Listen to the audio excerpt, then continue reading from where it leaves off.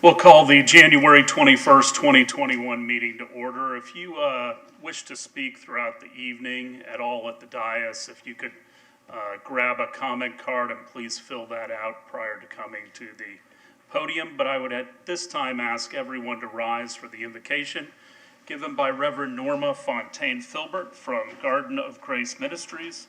I would ask you to stay standing for the Pledge of Allegiance following the invocation. Good evening. Good evening, and thank you for having me this evening. Thank you for the opportunity, and in this time of pandemic and everything we've gone through, it's a good time to invoke the guidance and the presence of God in our lives. Psalm 91. He who dwells in the secret place of the Most High shall abide under the shadow of the Almighty. I will say of the Lord, He is my refuge and my fortress. My God, in Him will I trust. Surely He shall deliver thee from the snare of the fowler and from the noisome pestilence. He shall cover you under His feathers, and under His wings you shall take refuge. He shall be your shield and your buckler. You shall not be afraid of the terror by night, nor of the arrow that flies by day, nor of the pestilence that walks in darkness, nor of destruction that lays waste at noonday. 1,000 may fall at your side, and 10,000 at your right hand, but it shall not come nigh you. Only with your eyes shall you look and see the reward of the wicked. Because you have made the Lord, who is my refuge, even the Most High, thy dwelling place, no evil shall befall you, nor shall any plague come near your dwelling. For He shall give His angels charge over you, to keep you in all your ways. In their hands they will bear you up, lest you dash your foot against a stone. You shall tread upon the lion and the cobra. The young lion and the serpent shall you trample under your foot. Because he has set his love upon me, therefore I will deliver him. I will set him on high, because he has known my name. He shall call upon me, and I will answer him. I'll be with him in trouble. I'll deliver him and honor him. And with long life will I satisfy him and show him my salvation. Let us pray. Father, we come before you in the name of Jesus.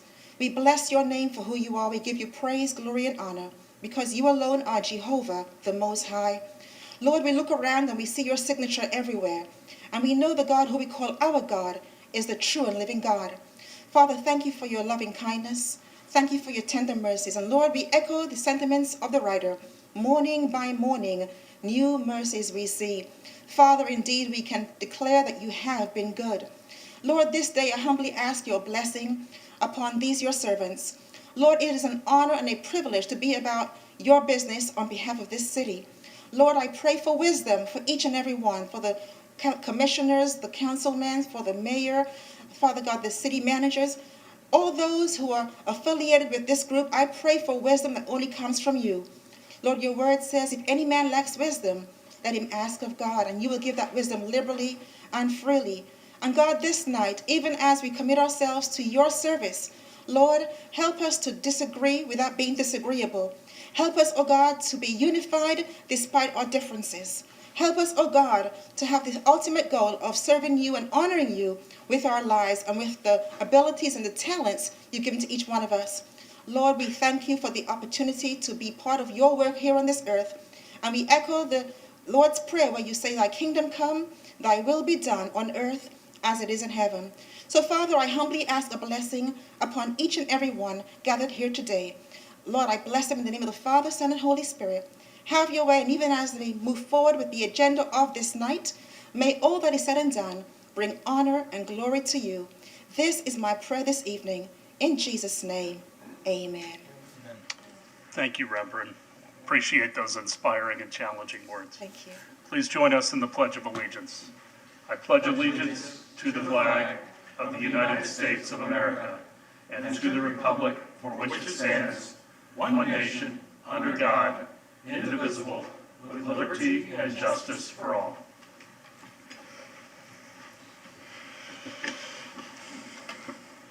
I'd like to introduce the dais. On my far right is City Manager Bill Horn. Good evening. Councilmember Bunker. Good evening. Councilmember Hamilton. Good evening. Vice Mayor Albritton. Good evening. Councilmember Beckman. Good evening. And our illustrious City Attorney Pam Aiken. Good evening. I had giving you a disclaimer up front. I had back surgery a few weeks ago, so you're going to see me getting up every couple minutes and standing for a while. So don't think I'm running out on you. I'm unfortunately going to stay. So you're going to be stuck with me for the night.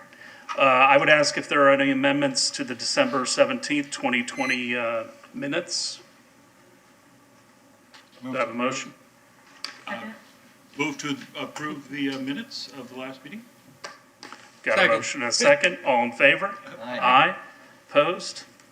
Unanimous. At this time, I'd like to open it up to citizens to be heard. If there are any citizens in the audience that would like to speak to items that are not on the agenda, please come forward.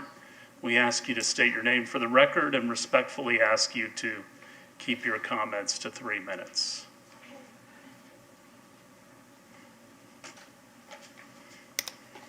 Good evening. Thank you so much, Mayor, Council, for giving me a few minutes to speak. I have a lot to say, so I hope I can squish it all in.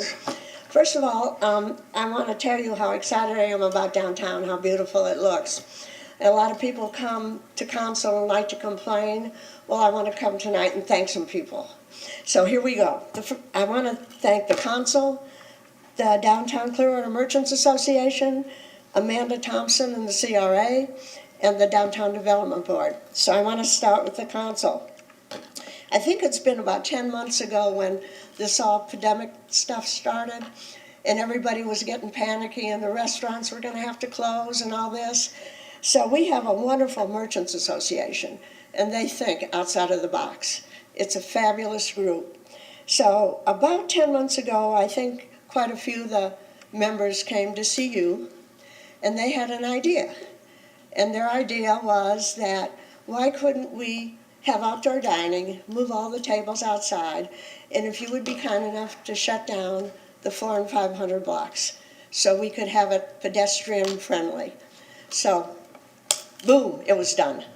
So they were very excited. They started brainstorming, getting ideas, let's have music, we'll have the tables. They had to be very careful about social distancing, things like that.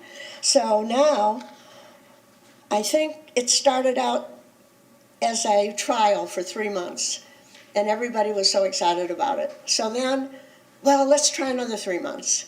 And so now I'm happy to say you all have decided to leave it open until April. So thank you very much. Appreciate that so much. Now, the next one. Downtown Clearwater Merchants Association. That group is unbelievable. This is the first time I think we've ever had such a strong, powerful group of people. So they started, the minute you said yes, they started brainstorming. I mean, they were talking about getting umbrellas, new furniture, all kinds of wonderful ideas. Mm-hmm. And then somehow we found a wonderful lady named Sheila Neisler. And her marketing, she came and pro bono started marketing ideas, back and forth, back and forth. And then I know how we got Mike. He has his own promotional company, and he's responsible for this and this. So that was the beginning of how all of this happened. And I want to thank them so much for having such great ideas, for thinking outside of the box. Let me think what else. Mike was responsible for mailing out postcards every 2 weeks to different zip codes all around. So that was a big success. And then also, I'm going to throw this in. I'm afraid I'm going to run out of time. We started something called a Sip and Stroll. It's the third Saturday of every month. Oh, I'm done. Can I just say one more thing? If you could just wrap it up. Okay, real quick. I have to say, this is very, very important. The CRA and Amanda and the lights. It's absolutely fantastic. Thank you, Eleanor. I've got to cut you off. Oh, okay. Otherwise, I've got to give everyone extra time. That's okay. But thank you, Amanda, and thanks for the lights. Thanks. Anyone else?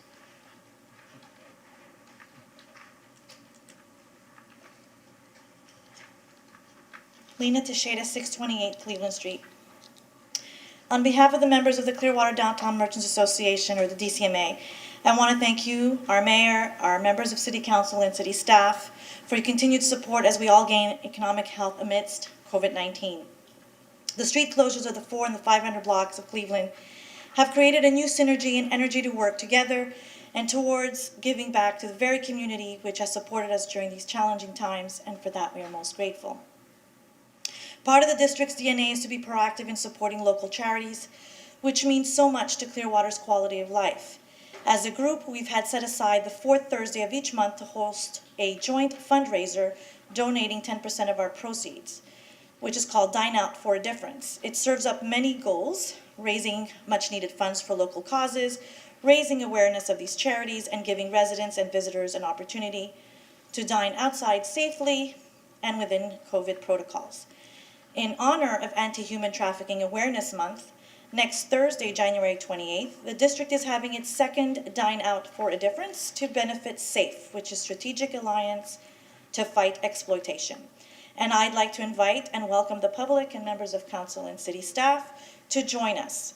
The funds raised that evening will go to provide safe housing in Clearwater and surrounding area for victims rescued from human trafficking. Modern-day slavery is a worldwide occurrence. Our community is not exempt. We must begin the difficult dialogue. A clear message must be sent. We care about the safety and health of our residents and visitors. We must overcome the human instinct to be silent,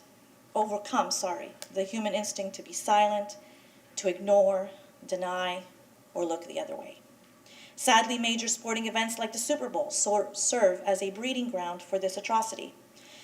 Also, unfortunately, Clearwater's hospitality industry is not immune, and their participation in combating this essential.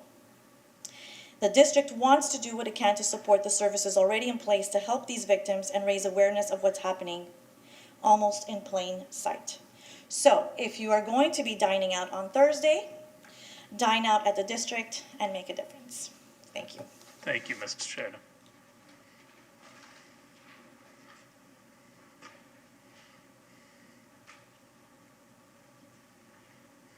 Hi, my name is Susan Hester Carrillo. I'm just going to make this really short. I really want to thank you for the sunshine. You guys are doing a great job. Tourism is a great aspect of Florida. I have to tell you, I'm not native of Florida, and I have moved down here from places where you're not allowed to even walk outside. It's freezing cold. You can't enjoy places on the beach. You can't enjoy sunshine. You are so restricted in your activities, you stay at home all the time. Here, your incredibly good policies to keep tourism open and to make sure that you are making tourism a priority, making sure you have clean air, clean water. It's fabulous. I'm very, very happy that you have prioritized clean air and clean water so that your restaurants still have customers, your gift shops and so on still have customers. With the Super Bowl in February, I just want to commend you for making sure clean air and clean water are your priorities, and supporting tourism and businesses, small businesses. My request is more money for clean water. I have been walking the beaches, and I'm not seeing dead dolphins or anything, but there is a disturbing amount of runoff still. And I mean, you're doing a better job than many places, but the black stuff in the water is just too much.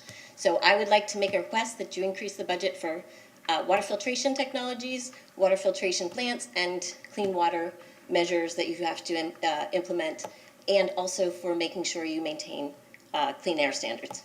That's it. Thank you, and I appreciate your time. Thank you. Anyone else for citizens to be heard? All right. See none, we are going to be pulling item 6.2. So I would ask if there is anyone from the council or from the public to remove items 6.1 and 6.3 through 6.11. See no one from the public. Do I have a motion? I will make a motion to pull item 6.2 from the consent agenda. Second. All in favor? Aye. Aye. Opposed? Unanimous. All right. And I'll make a motion to approve 6.1 and 6.3 to 6.11. Second? All in favor? Aye. Opposed? Unanimous. Item 7.1. Continue to February 4th, 2021.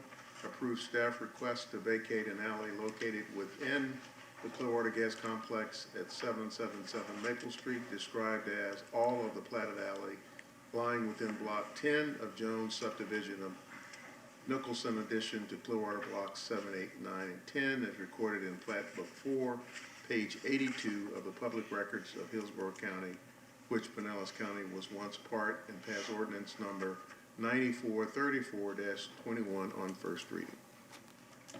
Anyone to speak to item 7.1? Do I have a motion to pull it? Motion To continue? Continue item 7.1 to February 4th. Second. All in favor? Aye. Opposed? Unanimous. 7.2. Approve the annexation, initial future land use map designations of residential low RL and water drainage feature overlay and initial zoning atlas designation of low medium density residential LMDR district for 2776 North Terrace Drive, and pass ordinances 9419-21, 9420-21, and 9421-21 on first reading. Ms. Clayton. Good evening, Gina Clayton, Planning and Development Department. This property is located on the north side of North Terrace Drive West. It's just east of El Trinidad Drive, and it's occupied by a single-family home. The owners are seeking annexation in order to receive both sanitary sewer and solid waste service. The property is eligible for annexation as it's located in an enclave and it's contiguous to city boundaries on all sides. The property will be designated residential low and water drainage feature on the future land use map and zone low medium density residential. Staff is recommending approval, and it is consistent with the Comprehensive Plan and Community Development Code. Any questions for Ms. Clayton? Anyone from the public to speak to item 7.2? I have a motion. Move to pass item 7.2. Second. All in favor? Aye. Opposed? Unanimous. Ms. Aiken? Ordinance number 9419-21, an ordinance of the City of Clearwater, Florida, annexing certain real property located on the north side of North Terrace Drive, approximately 120 feet west of El Trinidad Drive East, whose post office address is 2776 North Terrace Drive, Clearwater, Florida 33759, into the corporate limits of the city and redefining the boundary lines of the city to include said addition, providing an effective date. I move to pass ordinance 9419-21 on first reading. Second. Anyone to speak to this ordinance? I have a motion, a second. All in favor? Aye. Opposed? Unanimous. Ms. Aiken?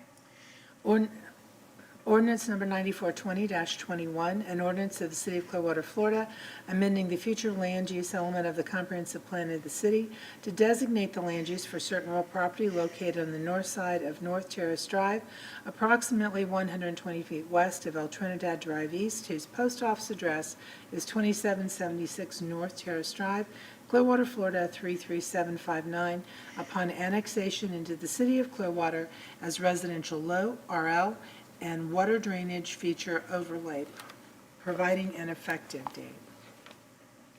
Anyone from the public to speak to this ordinance? I have a motion. I move to pass ordinance 9420-21 on first reading. Second. All in favor? Aye. Opposed? Unanimous. Ms. Aiken? Ordinance number 9421-21, an ordinance of the City of Clearwater, Florida, amending the zoning atlas of the city by zoning certain real property located in the north side of North Terrace Drive, approximately 120 feet west of El Trinidad Drive East, whose post office address is 2776 North Terrace Drive, Clearwater, Florida 33759, upon annexation into the City of Clearwater as low medium density residential LMDR, providing an effective date. Anyone to speak to this ordinance? Motion? Motion to pass ordinance 9421-21 on first reading. Second. All in favor? Aye. Opposed? Unanimous. 7.3. Approve a future land use map amendment from the residential medium RM and residential urban RU categories to the residential low medium RLM category for 2 parcels located at 1280 and 1298 Lakeview Road, and pass ordinance number 9425-21 on first reading. Ms. Clayton. Gina Clayton, Planning and Development. The purpose of this land use plan amendment is to bring consistency between the future land use designation expansion of the park to include an adjacent parcel that they would like to use as a clubhouse and office. The existing mobile home park is a little under 9 acres, and there are 113 mobile homes there, and it's designated residential medium on the future land use map. This category allows residential uses at 15 units per acre. The comprehensive plan, however, specifies only one future land use category that is consistent with mobile home park zoning, and that is residential low, so that's why we have a inconsistency here. The applicant would like to incorporate the very small parcel that you see here at the southeast corner into the mobile home park, and it was this expansion that brought the inconsistency to light. In order to expand the mobile home park, we have to make it all consistent with the comprehensive plan, and therefore they're here before you this evening to request a future land use plan designation for both parcels to residential low medium. The existing mobile home park is zoned mobile home park, so that's correct, but there's a companion rezoning application for later on your agenda. This property is adjacent to commercial uses and residential. There's also residential urban land across the street. The proposed amendment is going to bring that consistency that's required. Based on the staff report, we believe that this is consistent with the comprehensive plan, and we're recommending approval. I'd be happy to answer any questions, and I should say the CDB also recommends unanimously approval. Any questions for Ms. Clayton? Anyone from the public to speak to this item? Seeing none, do I have a motion? Move to pass item 7.3. Second. All in favor? Aye. Opposed? Unanimous. Ms. Aiken. Ordinance number 9425-21, an ordinance of the City of Clearwater, Florida, amending the future land use element of the comprehensive plan of the city to change the land use designations for certain real properties located generally 950 feet east of South Missouri Road on the north side of Lakeview Road. Whose post office addresses are 1280 Lakeview Road and 1298 Lakeview Road, all within Clearwater, Florida 33756, from residential medium RM and residential urban RU to residential low medium RLM, providing an effective date. I make a motion to pass ordinance 9425-21 on first reading. Second. Anyone to speak to the ordinance? Seeing none, I have a motion for second. All in favor? Aye. Opposed? Unanimous. 7.4.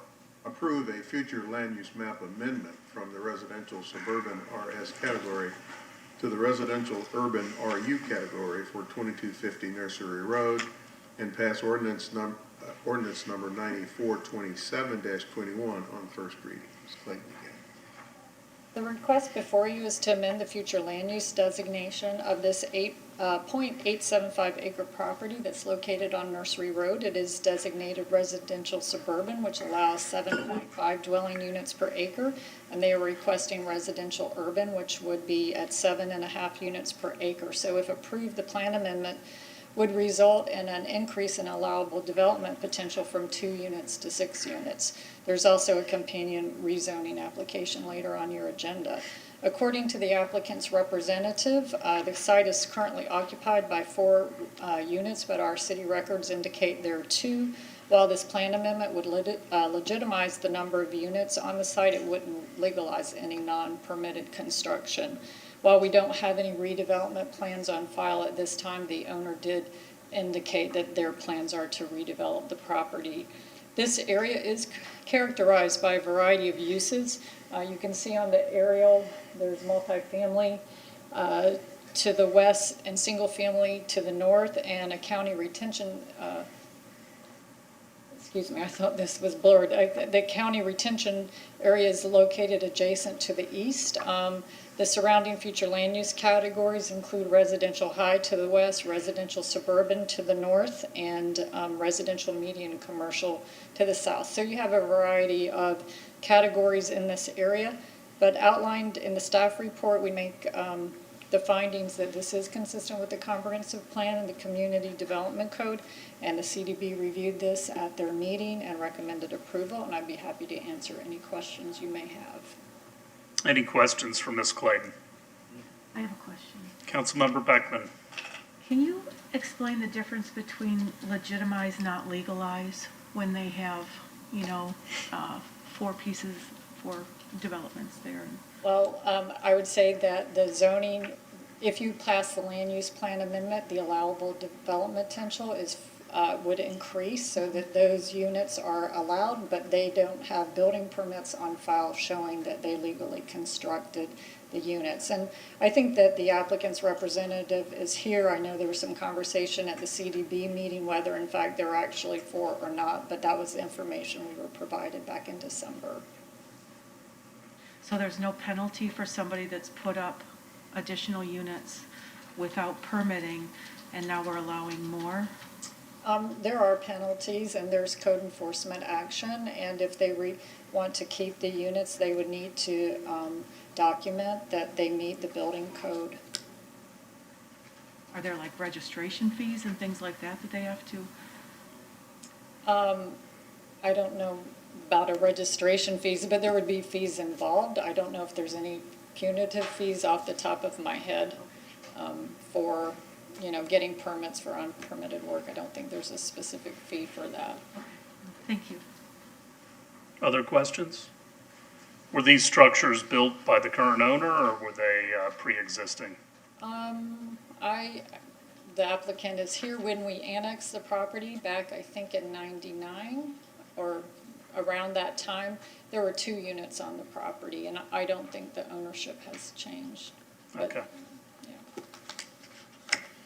All right. Anyone from the public to speak to this item?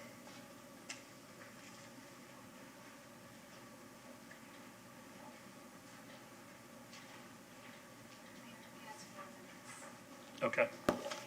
These are, okay.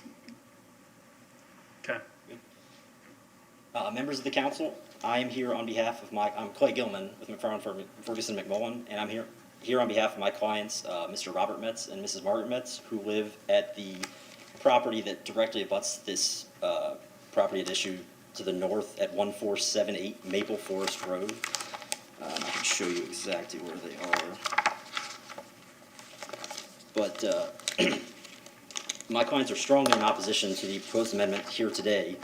The Hilkers, between March of 2014 and April of 2019, racked up nearly $500,000 in fines on the property for having an inoperative commercial vehicle on the property and for having an unpermitted structure on the property, which was $150 for each per day, and it totaled to $554,700 in fines. And these fines were canceled simply because they were brought against the individuals, the Hilkers, not the trust by which the property is held. So they're asking you basically to reward their noncompliance with a land use amendment. Without having paid these fines, they were just simply canceled and not reimposed by the city for reasons that I don't understand. Let's see. This appears to be what would be the non-permitted structure in the back, and you can see from the street, it looks like these are dwelling units in the back, and as staff indicated, they're zoned for 2 dwelling units, and they appear to already have 4 on the property, so this would just essentially be a reward of their misbehavior. And considering this is a legislative matter, and you only need a rational basis to deny this request, I believe this in and of itself is a rational basis to deny the request, that they are essentially serially non-compliant and racked up over $500,000 in fines already on the property. But furthermore, they're asking for this amendment, and they will not allow the inspectors on the property. I have an email here from Ms. Christine Fisher stating that Ms. Espinoza, the city inspector, was trying to get on the property for this exact amendment, and she was denied access, so she had to do it from the street, which obviously you can't really do an inspection from the street. So again, that's another rational basis to deny this request because they won't even comply with you guys to help them get this amendment passed. But even if they were model property owners, this is a residential neighborhood. And there's a clear delineation here on the land use map. As you can see to the west, these are the high density and the higher density commercial to the west, and there's higher densities to the south. But this property is a part of a residential neighborhood. And amendment to the land use map wouldn't just merely intrude upon the residential neighborhood, but it'd be an invasion of this neighborhood and would drive a wedge and disrupt the quality of the residential neighborhood around it. As you can see here, this is my client's house, just for reference. I mean, it's a residential neighborhood. It's not, commercial properties that should be in this area. Passing this amendment would just be the first step to higher uses, as they said. They're indicated that they want to pass further changes to this property, and allowing them to change this land use designation would just be the first step in that process, and I believe that they should have to prove compliance with the code and allow the city inspectors to do their job and inspect the property and be in compliance prior to getting a land use amendment that would benefit them when they've already been gifted $500,000 in fines canceled on the property. And lastly, again, I'd like to reiterate that this is a legislative matter, not quasi-judicial, so you just need one rational basis to not approve this amendment, and I believe that those are 3 legitimate rational bases, that they are non-compliant and they've shown that they will flaunt the system with over $500,000 in fines. They won't allow the inspector on the property, which again, they should at least have to do that in order to get an amendment. And if you have any questions, please feel free. Thank you. Any questions? Ms. Aiken, are you or Mr. Fuino aware of the fines that were? We are, and Mr. Fuino can give you a little bit of background on that. Okay. Please. Mr. Fuino, you want to come up to the podium, please?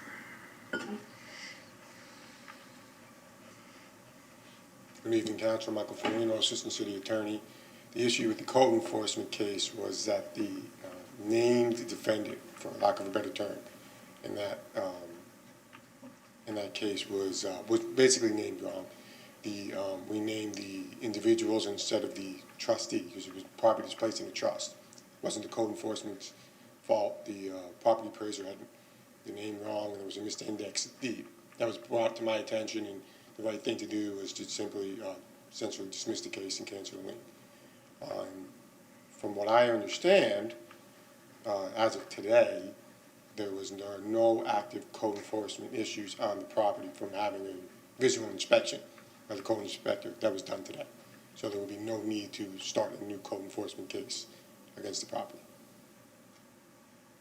So have our code enforcement people been on the property? As recently as today. I don't know if they've actually been onto the property, sir, because without the consent, you can't go on without a warrant, so we haven't been able to go that far. You're just going to concur with that, Ms. Clayton? I just want to say that we don't go on that property, and so it's viewed from the street. Vice Mayor? Okay, so what Ms. Clayton said was that were there some structures that were built on that property without permitting? And wouldn't that be that would be a definable offense, I guess. I mean, and how do you know there's no code enforcement issues if you haven't been on the property?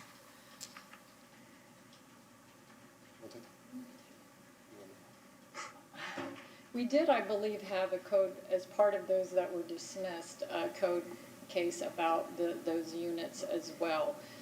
We have tried to verify with the applicant the number of units that are on the property. You'll see 4 mailboxes. There's 2 utility accounts, and the applicant's representative in an email told us in December that there were 4 units.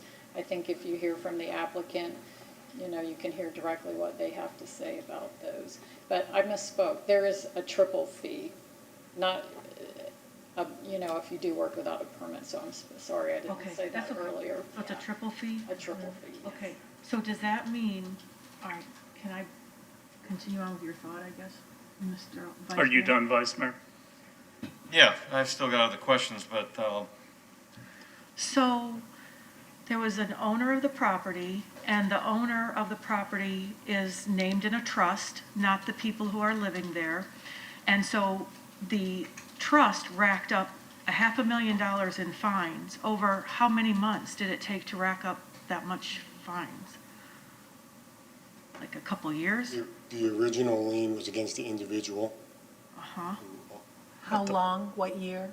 How long did it take to accrue $500,000 worth of fines? I don't know, I'd have to look. Like over a year? 4 or 5 years. 4 or 5 years?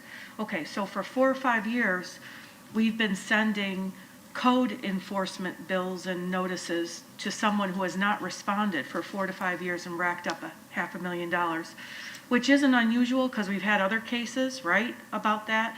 And it's also not unusual to scale back the settlement way down, right, into the tens or 20s of thousands from a great big chunk. But the fact that we have contacted or attempted contact and sent out fines for 4 to 5 years with no response, I mean, does it get returned, like returned to sender? This person isn't here? I mean, why would we keep doing that, number one? And number two, if we know that there are more structures on that property than is allowed, we have proof of that, then I don't think we need to be rewarding whomever put them on there, you know, letting that slide by. The violation for unpermitted, well, I shouldn't say violation. The violation regarding the structures was that there were too many structures being used at the time. I don't understand that there's 2 buildings on the property, and I don't know if they're using a garage or another room in the property or something else. So perhaps to Councilor Britton's point, I don't know if additional work was done on that building, which would have been unpermitted, or if they just stuck a utility meter on it and rented it out. So that's why we wouldn't necessarily do an unpermitted work violation case without knowing more. So you said utility meter? So, well, I guess it would be Clearwater gas. It would Duke Energy Well, it's minimally probably would Duke. go out there. Yeah. Duke is going out there. So, I mean, it wouldn't be us who would know, although water sewer, right? So we've had to go out there to put water sewer in some kind of a outbuilding. Ms. Clayton, you want to jump in? Well, I just wanted to say that it's our understanding there are 2 meters there, and there are 2 legally permitted Okay. units Okay. there that were built in the 60s, I believe, in the county, and the county has record of permits for those 2 units. Okay, all right. Ms. Aiken? So, Ms. Clayton, then the issue may be that those units have been split into more than one occupancy. Okay. So the buildings were originally permitted, they may have been split into 2 units. Or 4 units or whatever. 2 Whatever each. mailboxes. From 2 to 4. 2 each. Would they have 4 mailboxes? They can't have addresses. I know at one time, I didn't see the property today, but I know that staff indicated that there's been 4 mailboxes out there. I don't know if they're still out there as of today. Okay. Other questions? Is the owner that? I'm assuming they are, so I'm going to go to them, but I wondered if there were any more questions at this time. Not at this time. Okay. Anyone else to speak?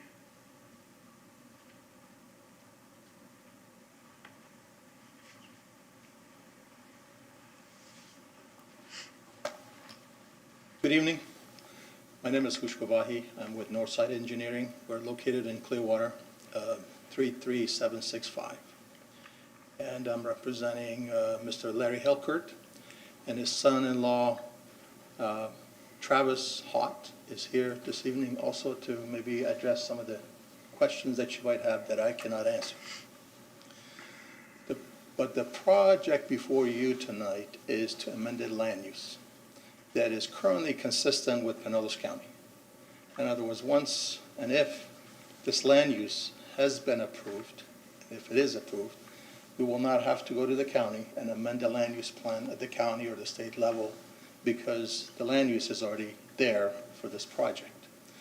So what we're trying to do here is to clean the property.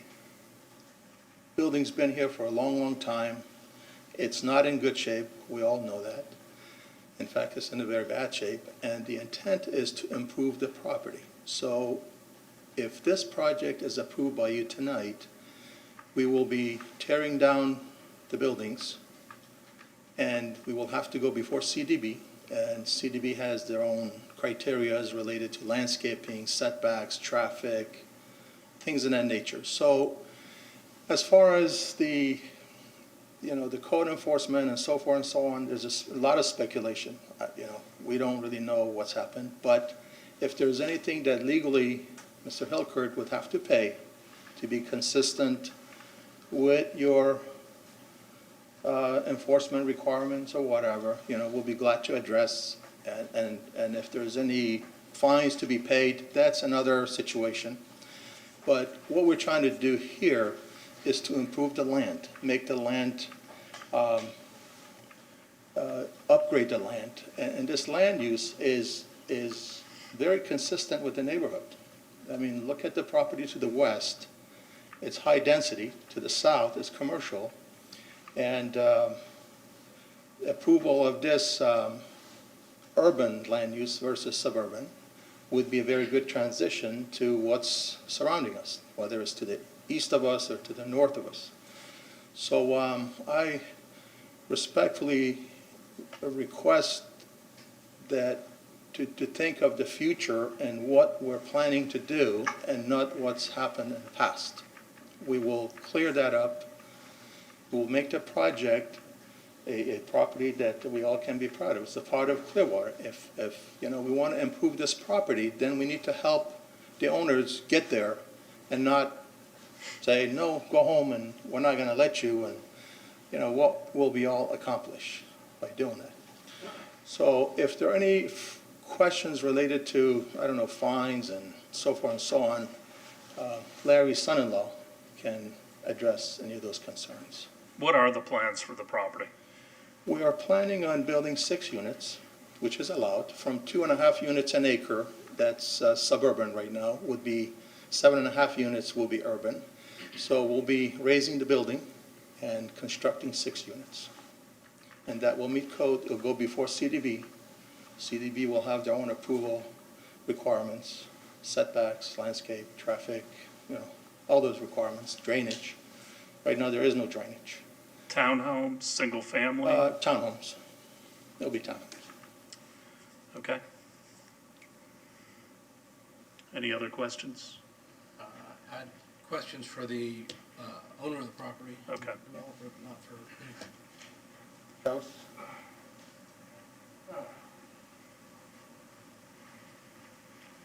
How y'all doing? Sorry, I'm a little exhausted. I had my wife in surgery yesterday, and she's a little rough, so I didn't get a good night's sleep. So I'm going to try to answer your questions as best I can. Travis Hott, son-in-law, HOTT. I am a licensed realtor to the state of Florida, so if I do anything that is wrong in regards to real estate, which just would be, and I were to testify to you guys on anything, I could lose my real estate license, which typically I make a lot of money doing real estate, so I would never do that, okay? As far as I'll address first of all the fines for you, okay? This is to the best of my knowledge. Married into the family about 4 years ago. The property had a shed built onto the side of it. If you see the picture he showed you, there's 2 sheds on the side of it with like a gate across it. And he had a 3rd shed in there, and for some reason they didn't like the way that shed was because I guess it was over 10 by 10. He was supposed to permit it, so he removed the shed. So there's 2 sheds with a big hole in the middle with a gate across the front of it. Do you see what I'm saying? On the properties, as far as people living in the properties, Larry annexed this over to the city of Clearwater back in the 90s. Before he annexed it over, if you see the county, what's on the county for the property use, it was within his rights to have the 2 units upstairs on the right of the garage area. And that's what he was under the understanding when he put the 2 units over there. The city came to him and said, you can't have that. He removed it. I've been up there personally. There's dust everywhere. We use it for storage. When the city came to him and said, take it out, he took it out. But in the meantime, he had these fines. Unfortunately, his attorney is related and was supposed to be handling the fines and all the issues and just kept putting it on a back burner. So it sat for a long time. So every time Larry got something, he sent it to his attorney and it was never dealt with. That's why you have the multiplier on the fines. That's why they're so large. So we ended up hiring Attorney Haas who turned around and dealt with it immediately and contacted the city and, made everything go away. But there are no appliances upstairs. There's no meter upstairs. There's nothing. All there is a whole bunch of antique furniture my wife has bought over the last several years, and we use it for storage. And I move it up the stairs, so I know it's up there. Outside of that, this is a neighbor who doesn't like another neighbor. I said this in the other meeting. It's utterly ridiculous. They haunt him for everything they can possibly haunt him for, try to take pictures over the wall, harass him at every means, because he bought this property and the other guy wanted the property. Mr. Metz also developed that 38 units. It's right up against his house. And he's going to cry about us putting 6 units in front of his house. His 38 per unit on the backside, that was his development. So how are we affecting his neighborhood when he himself developed mass right up against the backyard? We don't go crying about his little permitting issues, like his shed's too close to the fence, should be permitted. Tree house he built, et cetera, should be permitted. So I still have a minute. But any questions? Sorry, I'm just...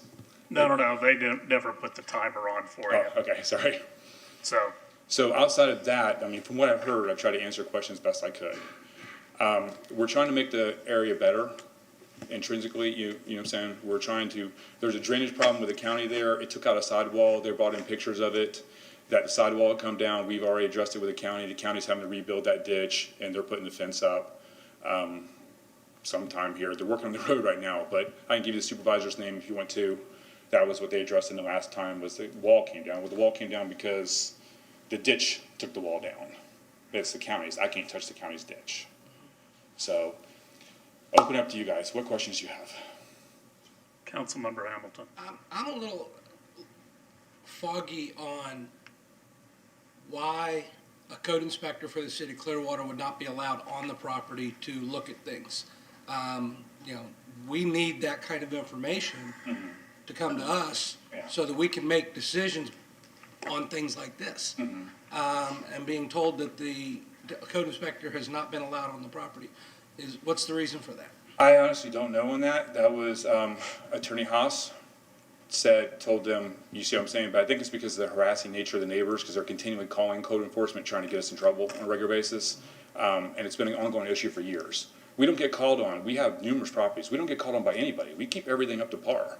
We spend a lot of money keeping everything fresh. We just spent probably about $100,000 over the last year painting, refurbishing all of our units. We have a lot of units in the city.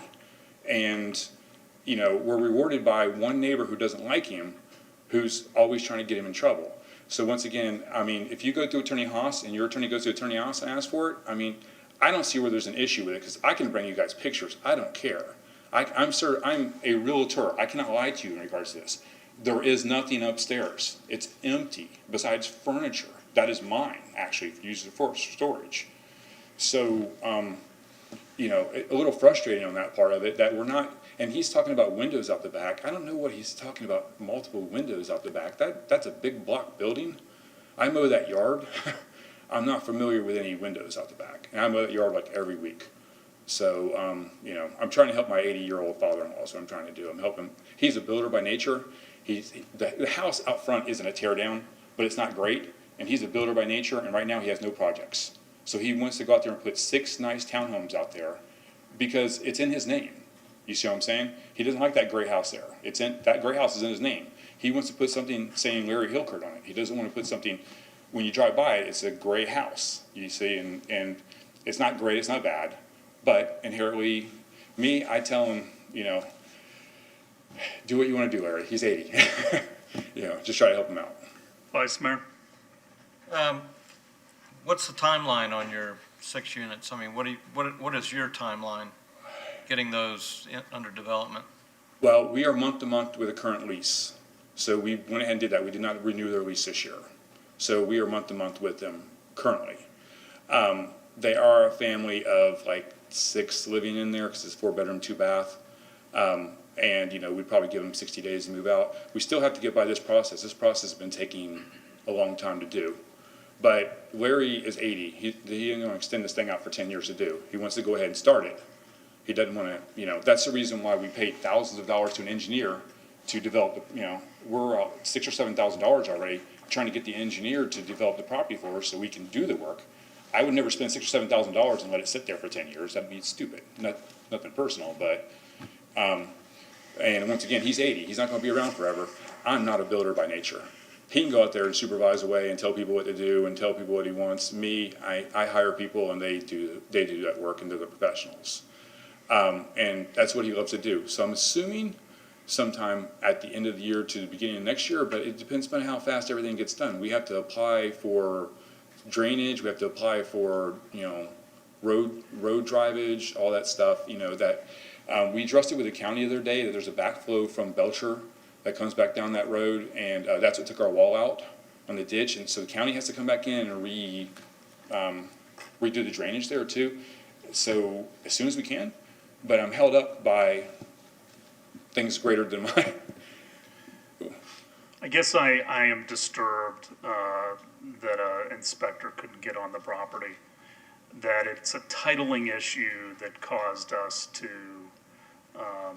forgive the fines rather than resolution of the issue that caused them. Well, but they have been resolved. I'm sorry, go ahead. I would recommend that we continue this to the next meeting. I'd like to get some more information.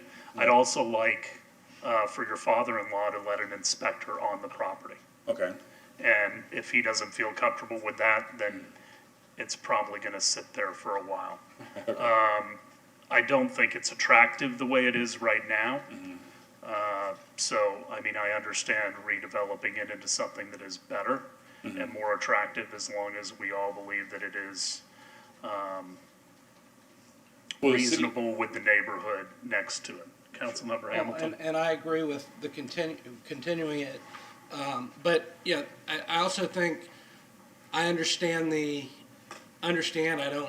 never like conflict between neighboring homeowners and property owners, but you also have to, if we don't change the designation right now, and we leave it at 2.5 units, that doesn't prohibit Mr. Hilkert from building 2 brand-new units on the property, given the setbacks and everything else. They could be 2 units of the same mass that 6 townhomes are gonna be. So. But the income wouldn't be there. So No, it wouldn't, but so you I'm not could. gonna spend money not to make money. But you could build 2 units there. This is about, and I'm sure whatever gets built, there's the opportunity to do proper landscape and buffering between the properties. That's all to be decided further down the road. But, I think we need to get this, I would like to, I'll make a motion to continue item 7.4 do we want a date certain, or? Well, I would hope we can resolve Yes, the issues by the next council meeting, To our which next would be the council meeting. 4th. I'll make that motion. And I'll second that. There's a companion zoning with this, would you? We'll continue. We're gonna continue those two. Or one motion? You do it No, one we're motion. gonna That's do if you want each to do it 2 one. motions or 1 motion. I'll take care of the legislative part. We'll do it in 2 motions, but we'll get it done. Okay, so basically, just to get this straight, what you want is an inspector to go on the property and look at the property to confirm that the stuff's been released. that And I stuff's wanna been- find out some more information from our staff. Okay, Okay? okay. Mr. Fuino? Could you come to the mic? Please, thanks. I'll mask it, obviously. I apologize, but just to clarify, we would be looking to go onto the property, but also into the buildings? Yeah. Is that what we're looking Yes. for? It'd be stupid not to have them there and not have them confirm upstairs. No, we want access. But once again, as a licensed realtor, I wouldn't risk my license to tell you guys that there's not stuff upstairs, there's dust in those rooms. I appreciate you saying that, but I've met realtors who have lied, so, just because you invoke the realtor and losing your license doesn't mean that, there aren't some realtors. I'm not saying you are, but I'm saying that it does happen. So, Okay. all right, I have a motion. Do I have a second? Yep. All in favor? Aye. Opposed? Unanimous. And now I need a motion to continue 8.1. Not 8.1. 8.2, we'll get to, 8.2, it's we'll get to 8.2. that. All right, 8.1. Approve a zoning atlas amendment from the medium-density residential MDR district to the mobile home park district for 1298 View Road, and pass ordinance number 9426-21 on first reading. Gina Clayton, Planning and Development. This is the companion zoning atlas amendment to the land use plan amendment for the parcel located at 1298 Lakeview. The property is currently zoned medium-density residential, and the proposal is to rezone it to the mobile home park district so that parcel can be used as a clubhouse for the mobile home park.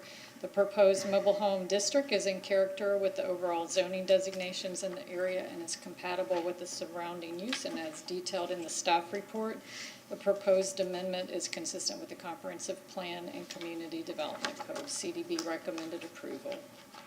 Questions for Ms. Clayton? Anyone from the public to speak to item 8.1? I move to approve agenda item 8.1. Second. All in favor? Aye. Opposed? Unanimous. Ms. Aiken. Ordinance number 9426-21, an ordinance of the City of Clearwater, Florida, amending the zoning atlas of the city by rezoning certain real property located generally 1,200 feet east of South Missouri Avenue on the north side of Lakeview Road, whose post office address is 1298 Lakeview Road, Clearwater, Florida, 33756, from medium-density residential, MDR, to mobile home park, MHP, providing an effective date. Anyone to speak on the ordinance? Have a motion? Move to pass ordinance 9426-21 on first reading. Second. All in favor? Aye. Opposed? Unanimous. 8.2, a motion to continue to 2.4. I move we continue ordinance 9428-21. Just 8.2. Oh, 8.2. Second. All in favor? Aye. Opposed? Unanimous. 9.1.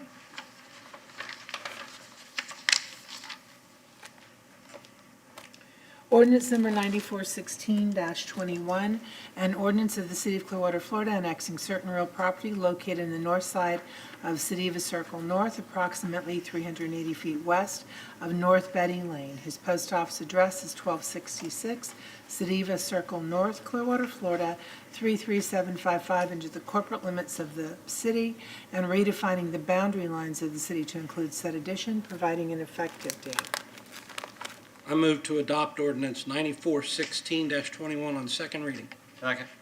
Anyone to speak to this item? Seeing none, all in favor? Aye. Opposed? Unanimous. 9.2.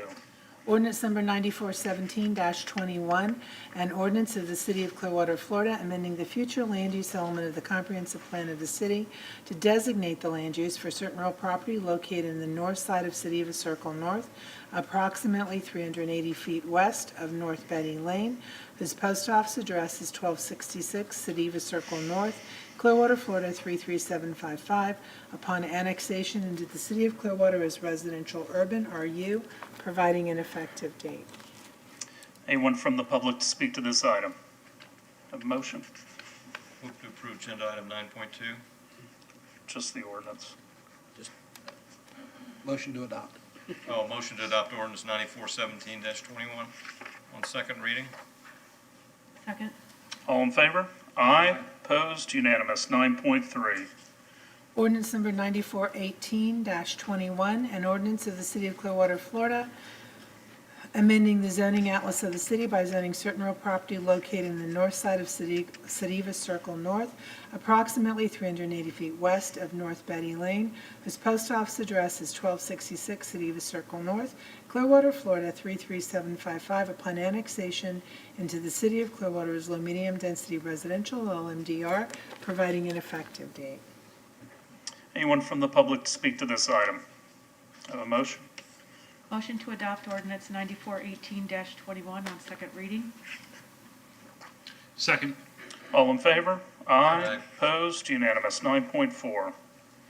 Ordinance number 9422-21, an ordinance of the City of Clearwater, Florida, annexing a portion of real property located on the north side of Gulf to Bay Boulevard, approximately 280 feet west of Bayview Avenue.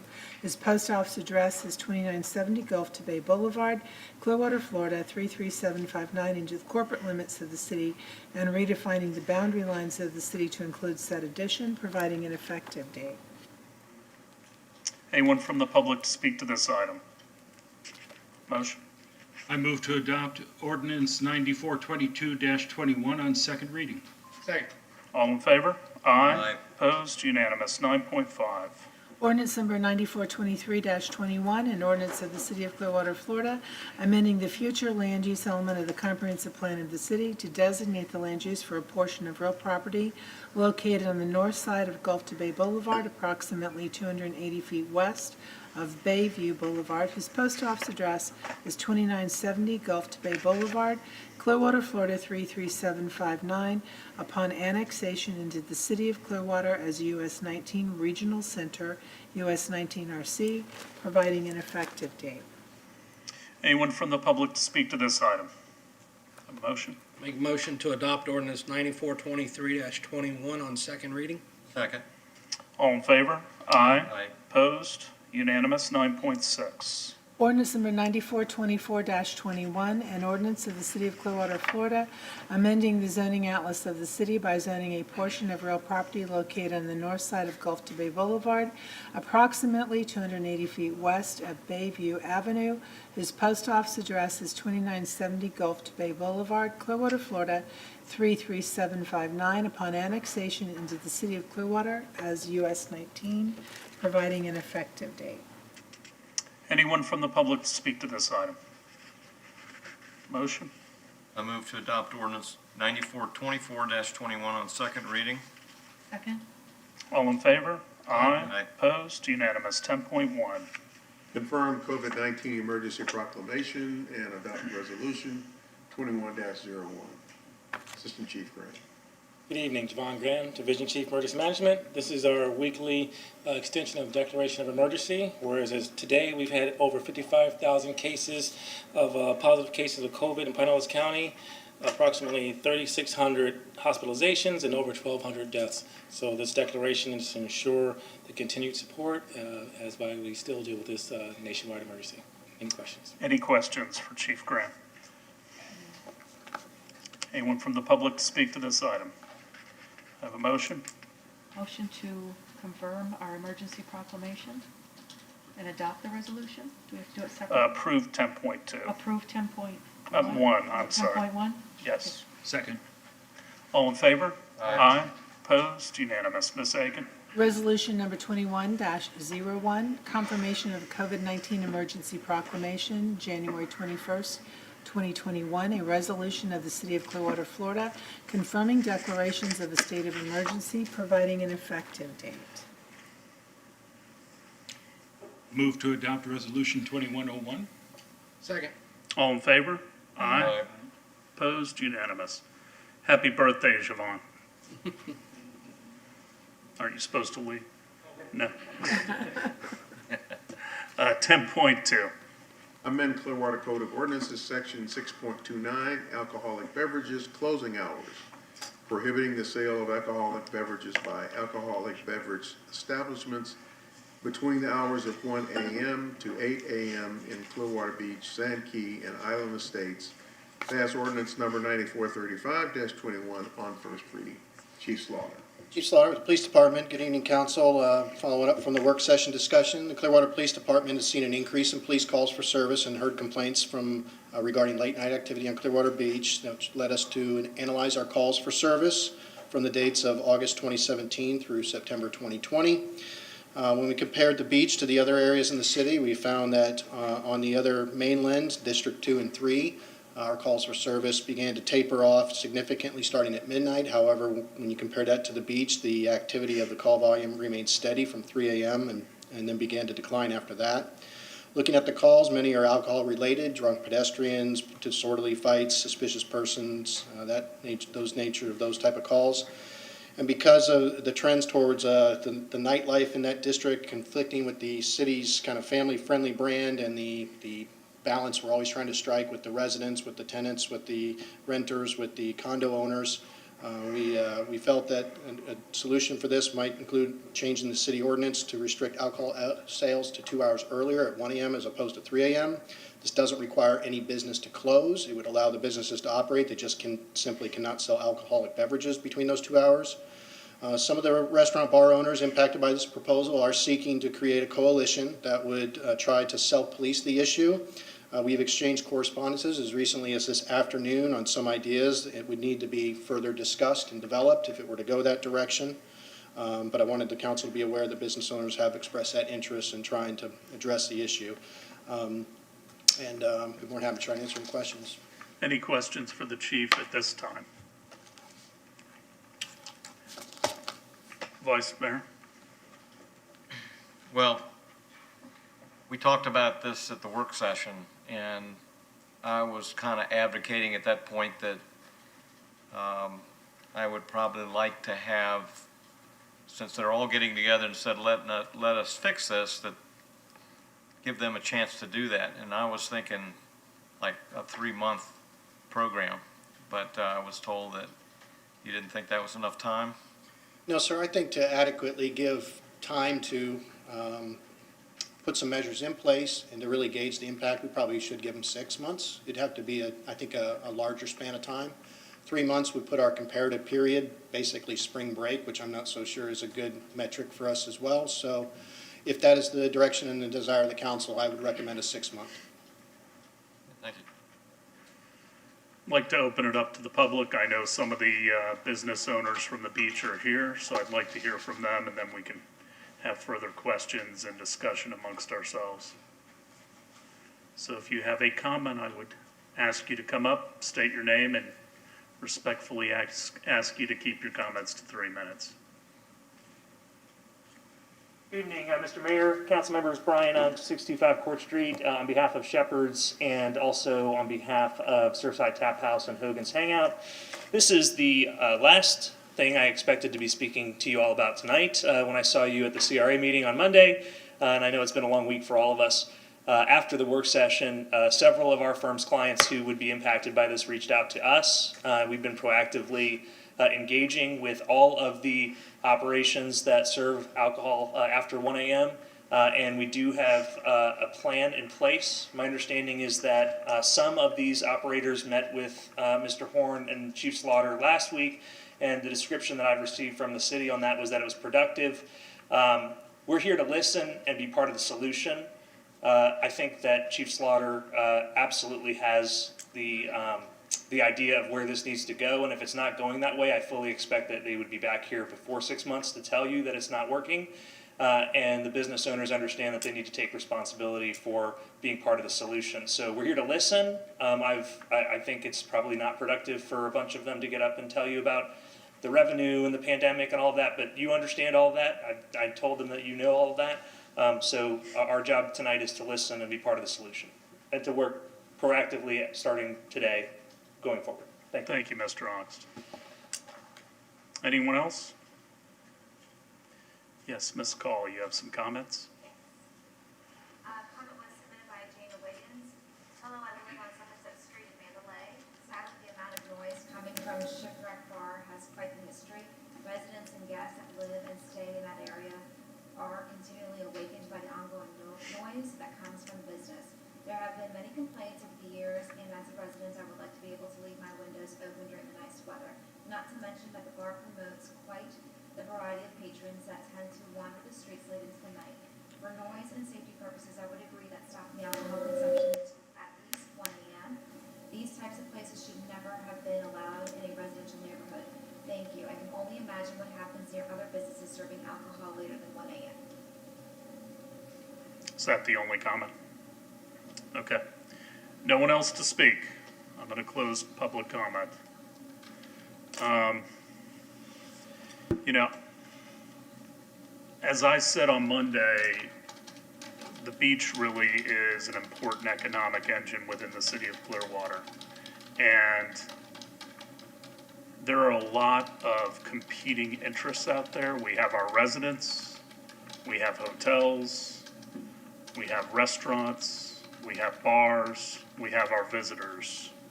And I understand that sometimes it is difficult for everyone to coexist, but coexist we must.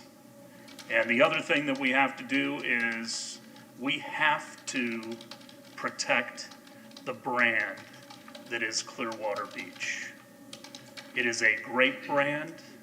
It is something we should be proud of, and we should all be working together to keep it safe. And, the restaurants and the bars won't do as well if we didn't have the hotel content that we have out on Clearwater Beach. The hotels do better because there are things to do and places to go and frequent.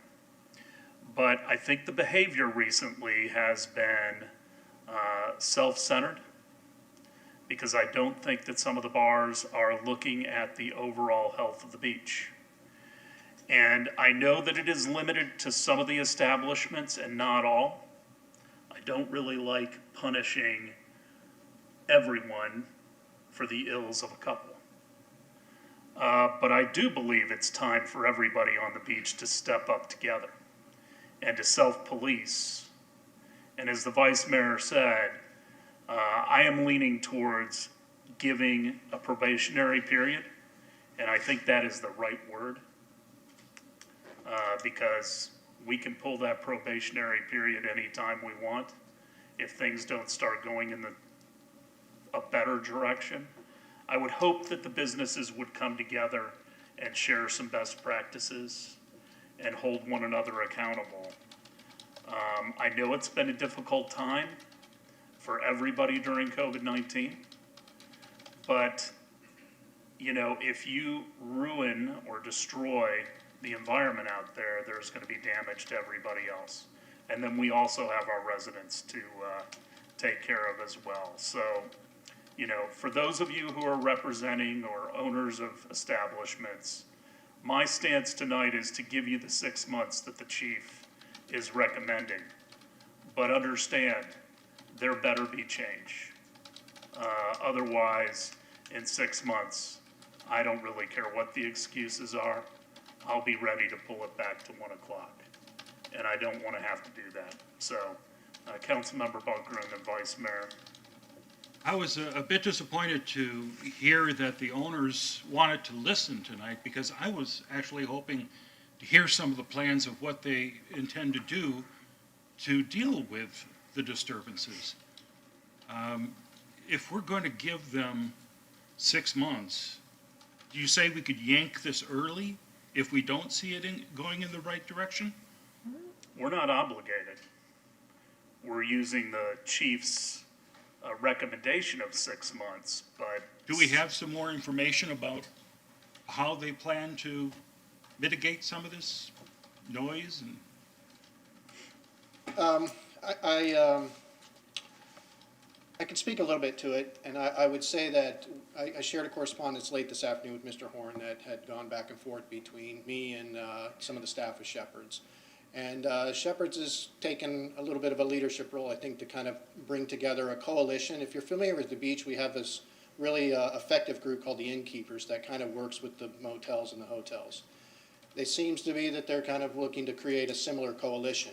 I don't think they've had time to really put too much together other than a bare bones. And some of the suggestions they have are probably, I think, a little not far enough for me or the council, I think.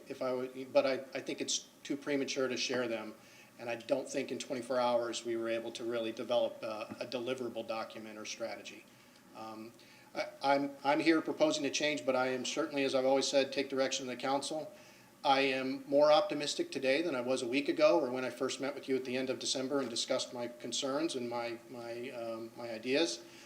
I do see activity that is promising, that they are taking this seriously, that they realize that the council is not playing around anymore based on the mayor's stern words. So I think we're in a better spot than we were 2 weeks ago. I don't think we're out of the woods yet, though. I think they're going to have to put up what they said. I think 3 months is just too short for us to put something in play and really evaluate whether or not there is an impact. And I've had discussion with some staff and you and the mayor. I discussed, the metrics for which we measure success are going to be pretty complicated in this because it is a brand and a perception and a lot of other issues, but we're trying to work through those right now as well. Mr. Horn, you had something to add? Yeah, Mayor, Council, I think we have someone here, though, who you ought to hear his perspective. He's had quite a bit of experience managing the kind of problems that we're talking about, and that's Paul Andrews. I think you ought to ask him to come up and share his perspective. He did attend the meeting that Chief Slaughter and I had with bar owners, and in my opinion, I felt like he made a contribution as a result of being there. So since he's here, since you all know him, You're going to put him in the hot seat. let's Okay. put him in the hot seat. We'll open it back up. Come on down. He can handle it. Sure you can. Good evening. I didn't expect to coming up here, but I thought the chief did a great job. Mr. Andrews, if you could just state your name. Oh, yeah, and Paul address Andrews, for I'm from Shepherds. I thought everybody knew me, but anyhow, I'm Paul Andrews from Shepherds. I actually live on Island Estate, so I live in the district that we're talking about. So I know it pretty well, and I've been at Shepherds for 20 years, and I've been to the city council meeting before for issues, not related to this, but other issues, and we seem to be able to take it and work it out. We have heard you guys. The business people that were in the meeting, we heard you. We have been talking about it left and right through everybody. We have two other business owners that weren't in the meeting, and they wanted to come here to show support because we do want to make it right. Everybody loves Clearwater Beach. It's amazing, and the businesses that we have here are so unique, so different from St. Pete and some other places. So we're happy to work with the city and to make sure that the items that are problems, especially anything bothering the community or creating complaints to the city or staff or even to the council, that we can eliminate those as much as we possibly can. We didn't want to specifically talk about some of the items, but basic stuff would be like making sure that we communicate with each other. We've already exchanged emails, addresses, so everybody knows exactly what it is. I actually sent today, I don't know if you guys know about TIPS training, which is alcohol awareness training that's provided by the state. And it's not mandatory, but a lot of the places do it, especially for insurance purposes. So I've given out that information to several businesses already. A couple places you would think that they wouldn't want to do that are already seeking that information. There's some other issues that, that we can talk about, but we want to make sure that everybody is on the same page. That's why we're not ready to give out the details, but I gave you a couple of them. But I think those are important. The communication between each business is huge. It's huge. Because, everybody, when we're working, everybody's doing their own thing. And we hear about, this is the problem here and here, but we don't really know about it. We don't know why it happened. We don't know who actually was involved.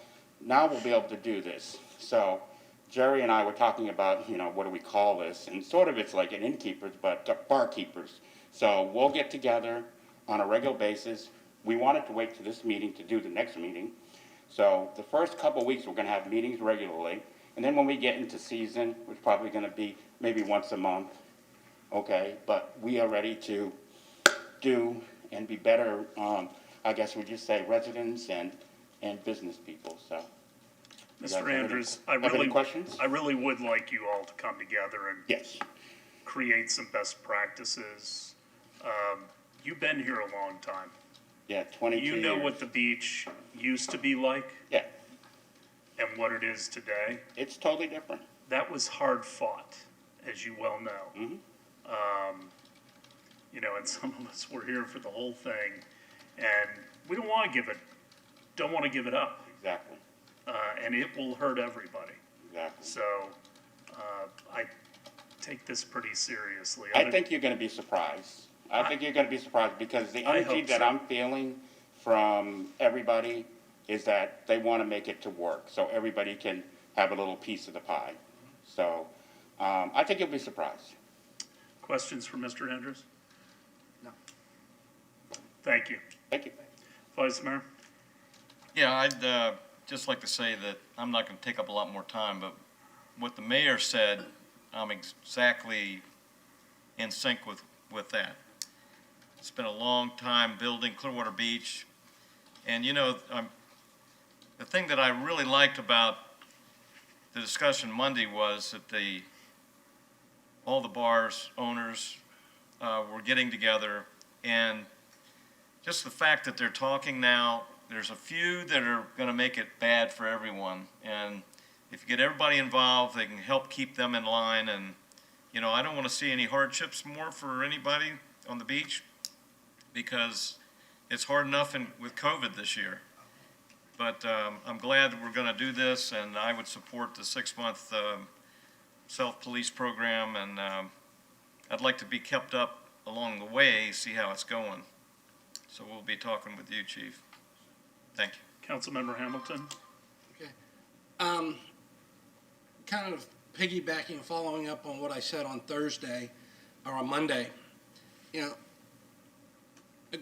someone who I respect very, very, very much told me, you know, it's for Clearwater to say, you know, we're a family-oriented destination is not really accurate anymore, because 30% of the visitors to Pinellas County are families, but 70% are not as families. And I said, and I respectfully have to disagree with this gentleman, because 30% of the millions of people that come to Pinellas County every year is a huge number. And we have worked very hard for our brand to be very attractive to that huge number. And, you know, so like I said on Monday, Dave, you and I, growing up, there were 2 places on Clearwater Beach to have a drink late at night: the Beach Bar and the Shipwreck. We now have a proliferation of bars. We've got one who's all over Facebook right now talking about they're coming to Clearwater Beach, and they're going to be, what's it called, Live Rock or something like that, and all this. And my fear with the proliferation of all these bars and drinking establishments is all of a sudden we get to between 1 and 3 o'clock in the morning, one of 2 things is going to happen. We're going to have a limited number of customers at that time, and there's going to be a competition amongst the bars that are open, that are there, to get those people into their establishment. And how are they going to do that? Well, I'm going to sell dollar drafts, and then another bar is going to say, I'm going to do $2 tequila shots, and I'm going to do this. And when that happens, alcohol elevates. It elevates emotions, it elevates things. It could be a disaster. The other thing that could happen is we get a ton of people coming to Clearwater Beach, like Soho and Tampa, or places like that. We get known as Bar City out on Clearwater Beach. And again, that's not what we've worked very hard to brand ourselves as. So it's, you know, there's a mixture of everything on Clearwater Beach. I've watched it happen all my life and develop all my life. And we've got a great thing going out there. But, and everybody has their own philosophies, because my family's philosophy, my brothers and I, we could be open later than we are at the Palm Pavilion, but we make the decision that we don't want to deal with what happens between 11 and 3 in the morning. We could be open till that time if we wanted to be. We elect not to be. And that's our choice. But, you know, the places that are going to be open at that time, we can't allow those businesses. And I commend Mr. Andrews, because years ago, you know, people thought Shepherd's was the central point of all problems on Clearwater Beach, and they've done an absolute tremendous job with what they've established and what they've become. They do a great job of policing themselves, and I commend them for that. But, you know, some of the new people, when they open the doors, it's all about making money. And when you get that kind of atmosphere going out there, the good stuff goes out the window. And that's what we're trying to avoid. I'm very comfortable going with the 6 months, but I truly hope the message has been delivered that you've got to do the right things during these 6 months to show that we can have both. We can be known family-friendly and also supply opportunities and businesses that people want at certain hours of the day. But like I said on Monday, this scares the bejeebies out of me. Because, like I told Dave, when we were younger, if a fight started in a bar, people jumped in to break it up. Now nobody breaks it up. All they want to do is get it on their camera so that they can post it on the internet, and that does not help Clearwater's brand when it gets on the internet and everybody in the world can see it. So we need to make sure that all of our bar owners and business owners out on Clearwater Beach are doing everything they can to absolutely minimize, preferably eliminate, anything that people want to put on a camera, because normally it's not good stuff. So, we've laid down the gauntlet, and we're going to lay down the gauntlet, I believe, and I hope you're able to pick it up and run with it and do the right things with it. Councilmember Beckman? Yeah, I talked to a number of bar owners who contacted me today, a couple of residents, people who own restaurants only down on the beach. And so I have a small perspective, certainly not as much as you all and Councilmember Hamilton. I tend to look at this a little bit like a school. So I was a high school English teacher, and when I shut that door, I was in charge of my classroom, and I set the discipline expectations from the get-go, and generally followed the expectations of the school. And I expected support from my principal and my peers, and if I needed strategies to deal with difficult students, I would reach out for help with that. I certainly did not rarely punish a whole class for the behavior of a few, and nor would I ever appreciate having policies instituted on me and my classroom based on other teachers who couldn't hold up, their responsibilities. And so I tend not to want to punish all of the bar liquor serving establishments on the beach. But I would say this, like it comes from, a parent or a teacher, the expectations are set by the people who own or manage those bars and or restaurants. And they have got to step up and do their job. And do not serve to people who are already intoxicated and throw people out if they're rowdy. And, I understand with COVID, our tourism industry is down and you need to make a living, but not at the expense of letting all this shenanigans go on.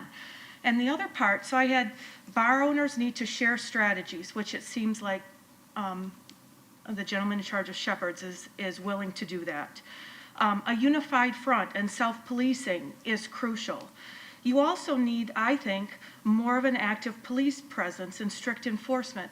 I don't know all the ordinances and stuff, but I don't think you can walk around publicly intoxicated.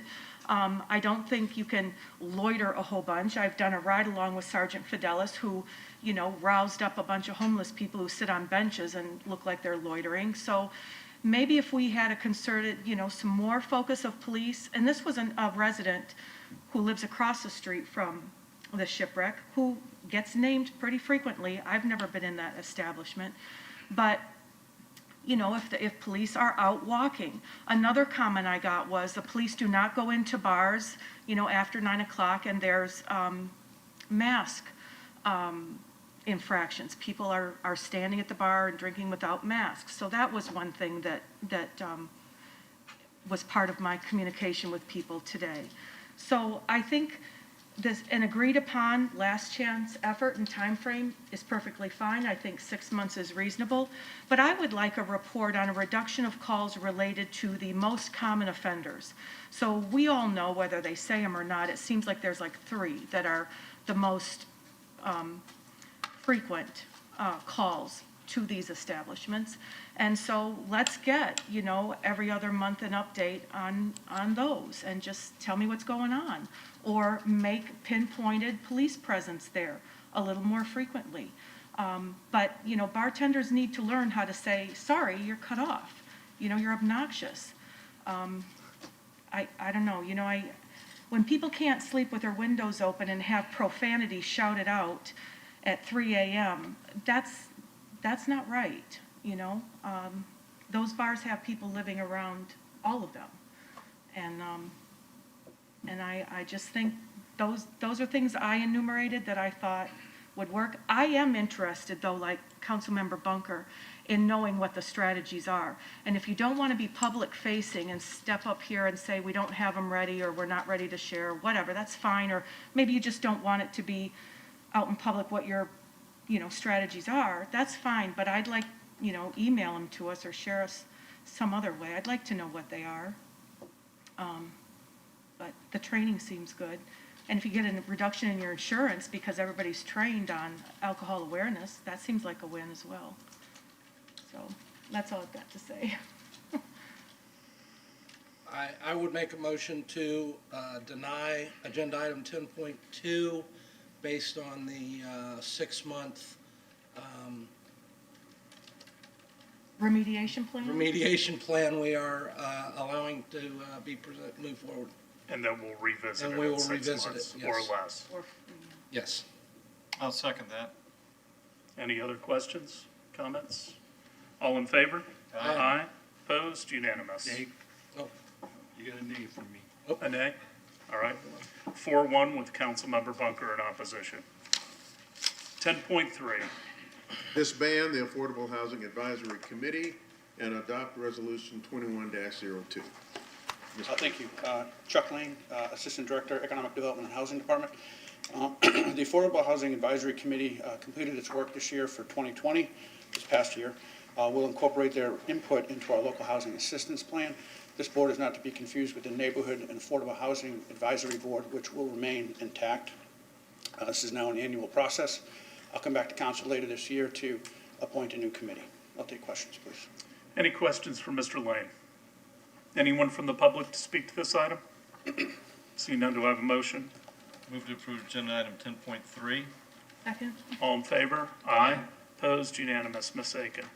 Resolution number 21-02, a resolution of the City of Clearwater, Florida regarding the Affordable Housing Advisory Committee required for purposes of the State Housing Initiatives Partnership SHIP program, providing that the terms of the Affordable Housing Advisory Committee members appointed in resolution number 20-50 shall expire, providing an effective date. Have a motion? Motion to adopt resolution 21-02. Second. All in favor? Aye. Opposed? Unanimous. 10.4. Appoint. Lindsay Harrison to the Neighborhood Affordable Housing Advisory Board to fill the remainder of an unexpired term through June 30, 2022. Councilmember, she was the only applicant on file, but does meet the qualifications for this specific appointment, and staff supports the application. Any questions for Ms. Call? Anyone to speak to the item? Motion? I move to appoint Lindsay Dickus Harrison to the Neighborhood and Affordable Housing Advisory Board. Second. Councilmember Beckman, did you have something to add? I was going to say I'm super excited about this applicant. I'm looking forward to meeting her, and I really like her statement. She's got phenomenal experience. And when she says, I'm a huge proponent of affordable housing programs and see the huge need in our community, especially in the current market. Working on both sides of these programs, I believe there is so much that can be done to further programs to reach more people. I found that pretty inspiring, and I thank her for applying and are happy to vote for her. I have a motion and a second. All in favor? Aye. Opposed? Unanimous. 10.5. Appoint one member to the Parks and Recreation Board with a term to expire January 31st, 2025. Council members, in your agenda packs, you have applications for Martin Armstrong, Beth Davis, Jen Devotie, and Robert Ferrer for your consideration.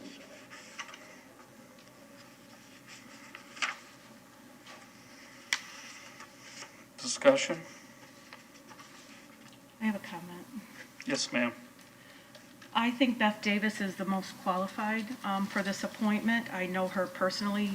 She is a friend, but she's also a very active resident. She's spoken before council numerous times. She's active in her neighborhood and monitors what goes on in our city. She's walked nearly every neighborhood in Clearwater. She's inventorying all the parks right now and rec areas in the city and developing a spreadsheet on their accessibility, their use, and their classification.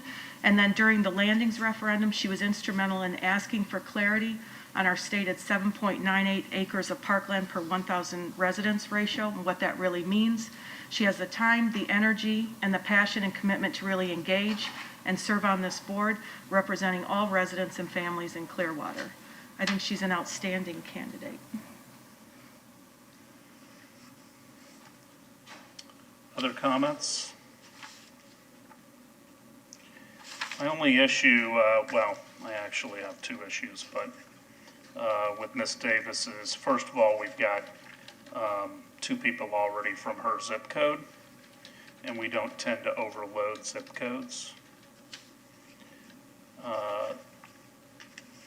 And I guess the other issue doesn't matter too much, although I did not like the fact that they did not register. She was one of the leaders of the landings referendum opposition, and they never registered as a PAC. They raised over $500, which means you have to establish one, and when you don't follow rules, I have an issue with that. I don't know that she was a member. Was she named a member of that PAC? I don't know those details, to be honest. Ms. Call? She was one of the individuals who's listed as the main contact for the group that was collecting money on the GoFundMe page. And they raised over $500 on the GoFundMe page, and that triggers the fact that you have to register. Register as a, And they did not do that. Did she do anything to remediate that? I believe she shut down the page, and then, from what I understand, she said she was going to return the funds, but once you collect funds or you expend funds, you're supposed to work as a committee, and she was advised of that, but I don't think that was the intent. I know that she mentioned that the intent was to collect funds, and then each person was going to give money for signs, but that's, when you opened up the GoFundMe page, that wasn't clearly stated. So she was ignorant of that information? I did provide her information because she could have went ahead and registered as a committee after the fact. And from a transparency standpoint, that's not how we do things in this city. So I can't support her, but if there are two others that do, along with Councilmember Beckman, certainly you can go forward. Well, I make a motion to appoint her to the Parks and Rec Advisory Board. I'll second. Any other discussion? All in favor? Aye. Opposed? Nay? Nay. Nay.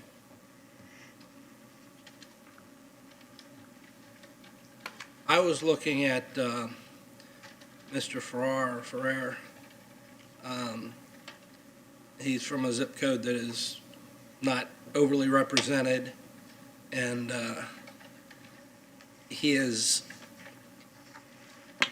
Rosemary, help me, is he interested in other boards as well, or is he on other board? Has he been on other boards? No, he submitted application, and his application was submitted back in October 28 and wasn't appointed, so this was another board that he expressed interest in. Okay. Yeah, we've had him more than We've once. seen him several times. Yeah. So, Is that a motion? Is there discussion? Did we discuss after a motion? I'll make it a motion. Do I have a second? for Yeah, I'll discussion? second it for discussion. His answers for number 1 and 3 are very poor. Answer 1, what is the job? To diligently assess, research, discuss, and act on the facts presented as a, logging up. Presented as fairly as possible according to the instructions and charter of each committee. That's what he thinks the job of a Parks and Rec board member is. And then number 3, what background, experience, or education qualifies you to serve on the boards? a broad educational experience, and a working life devoted to making good decisions that fit the formula of excellence and fairness. I mean, if we compare that to, I would like somebody that mentions families, residents, diverse use of our facilities, somebody who's advocating for the entire city. I think we need stronger candidates than what we have here. Other comments? Questions? The wording, I have no problem with his answer to number one. I think you assess, research, discuss, and act on the facts presented at a board meeting. That's what we do here. And that's what you would do at a Parks and Rec board. Our Parks and Rec people come and they present the issues that are to be discussed, and the facts and information are presented, and then the members of that board discuss and take action as they see fit. So I think I've got no problem with that answer. There's a lot of wordsmithing, and a lot of people do that. But like I said, he's been he's had his name in front of us a number of times, and I'm comfortable giving him an opportunity. Vice Mayor? I feel the same. I know Robert, he's active in the community that I live in, and I know he's signed up for several boards. We've heard his name up here. We've never picked him. We've picked other people. But I like that his answer to 4 is that he's got the experience and patience and he wants to volunteer in his community. I don't think you can ask really any more than that from people in the community that really want to play a part in it. So that's why I'm supporting his appointment. Okay. Anything, Mr. Bunker? No? No. All right, I have a motion and a second. All in favor? Aye. Opposed? No.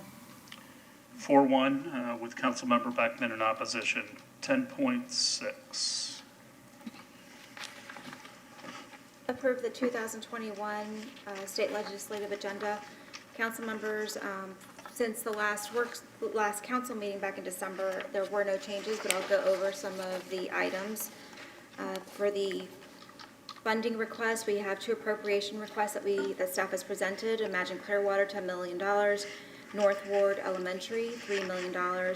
And then under issues to support, we have various items that are typically up statewide, but up to note. We do have designate all waters of the state to be no discharge zones and penalize individuals who discharge sewage treated or untreated from any vessel.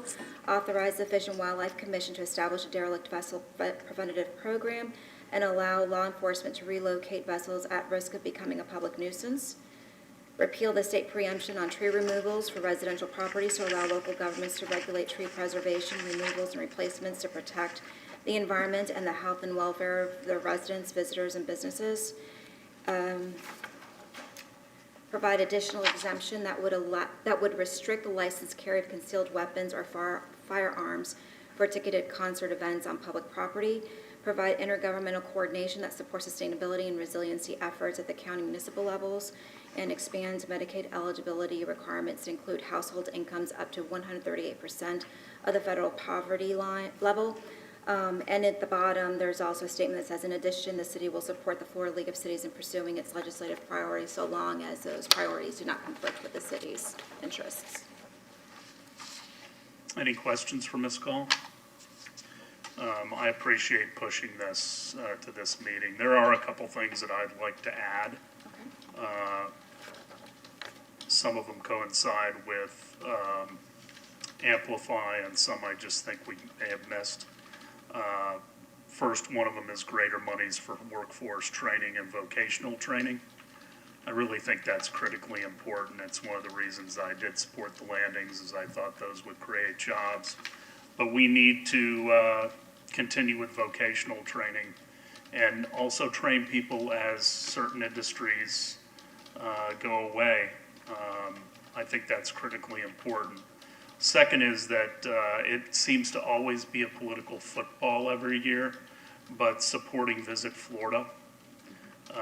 Obviously, the fact that we're very much in the tourist industry, I think we need to make certain that the funds don't dry up for promoting this destination. The third is early learning focus, and this is one that Amplify had, and I agree wholeheartedly, for K2, 3, and VPK programs. I think that is one of the ways that we level the playing field long-term for everybody in our community. The fourth is transit monies, specifically for the PSTA depot, which we've been hoping to get for many, many years, and I would like to see occur in downtown. And the last is renewing the QTI tax credits. We have used those previously in the downtown area, and they're due to expire in 2022. It's one of the ways that we can give incentives for our two newer council members. It's one of the ways that we can give incentives through the state to bring jobs into the area. So those are 5 things I'd like to add. I don't know if there's anything you have or anyone from the public would like to speak. Councilmember Beckman? I do. I agree with your additional items, but I would say for the early learning focus, certainly that's proven time and time again that monies in pre-K up to 3rd grade make huge returns. But I don't advocate monies going to private or charter schools. They need to go to public schools. So that's one difference with the Amplify's wording. The other thing I would say is our wording here is we have provide intergovernmental coordination that supports sustainability and resiliency efforts at the county and municipal levels. I would advocate for some more specificity because where we also have to support home rule, we have articulated a number of things that that speak to home rule specified, such as regulating firearms and mooring and discharging and things like that, and vacation short-term rentals. And so I would like to see some more specific language related to clean energy, land conservation, and some smart growth, advocating for a planned transition to 100% renewable energy goals, to preserve open spaces and wetlands, and to identify and address the impacts of climate change and sea level rise on natural resources and man-made infrastructure. And I would hope that we would oppose this expanded, the MCORS, this 330-mile toll road through rural Florida that would create more urban sprawl and would ruin our unspoiled part of the state. We must protect our natural resources more. And I would make a statement too about our state leaders from governor on down, our elected officials at the state level need to know that we are not okay with being governed by paternalistic leaders who think they know better than local governments. And we are incredibly unique, and we need, that home rule needs to be honored. And it has to do with firearms in our Imagine Clearwater Park, minimum wage initiatives, short-term rentals, smoking, even smoking in parks, that we're not allowed to ban that. Bans on plastic bags or straws, and regulations on where adult entertainment can be allowed. All these kinds of things are things that we care about locally, that we want to initiate ordinances and rules that will govern us, and our state leaders don't allow that. And if people don't like that, they need to write, speak up, call, and vote for change so that home rule can be here at home. So. Councilmember Beckman, I'd like a clarification. So under issues to oppose, the first bullet is erosion of local self-government, home rule, a constitutional right.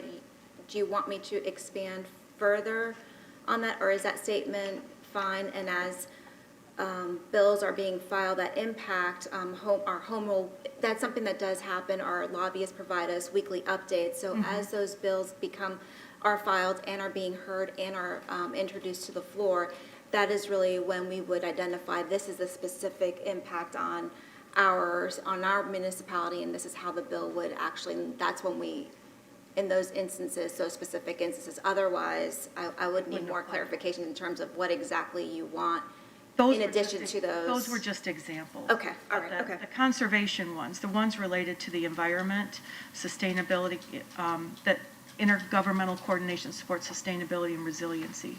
You know, those were land conservation, smart growth. Mhm.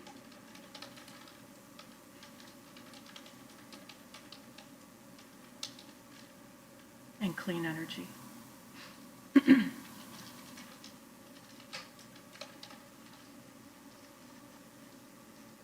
Other questions or comments? Ms. Aiken, I'm going to come back to you in just 1 second. Any other? Vice Mayor, did you have something?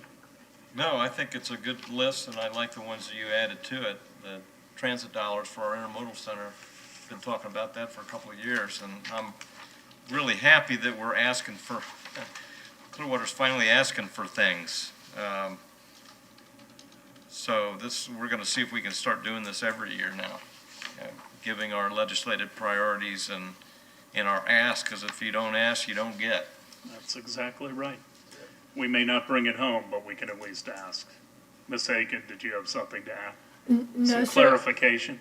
I just wanted to make sure if it was council direction to add these things to the list. I was going to come back to Thank that you. after listening to if there are any comments from the public. Okay. So we've had a couple different things to be added. It's a big bite, missed call. So I know you can. I want to make sure that we have consensus on all of them.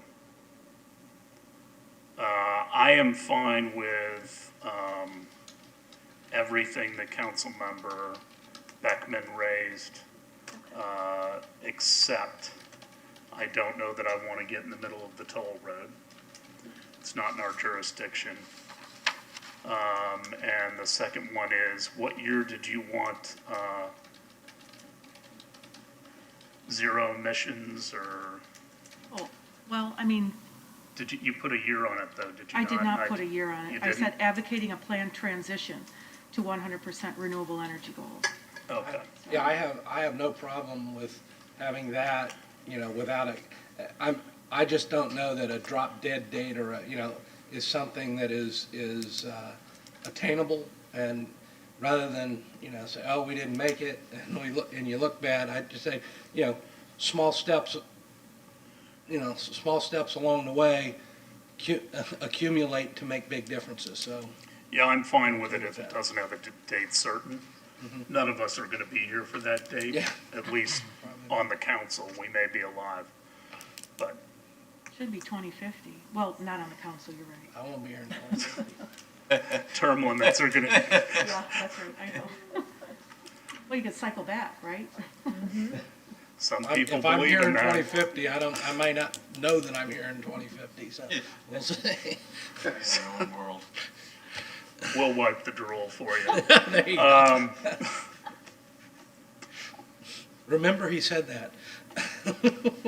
So that's the only one that I would have issue with. I don't have all the facts on the toll road. I've certainly read a lot about it, but I don't know all of the nuances.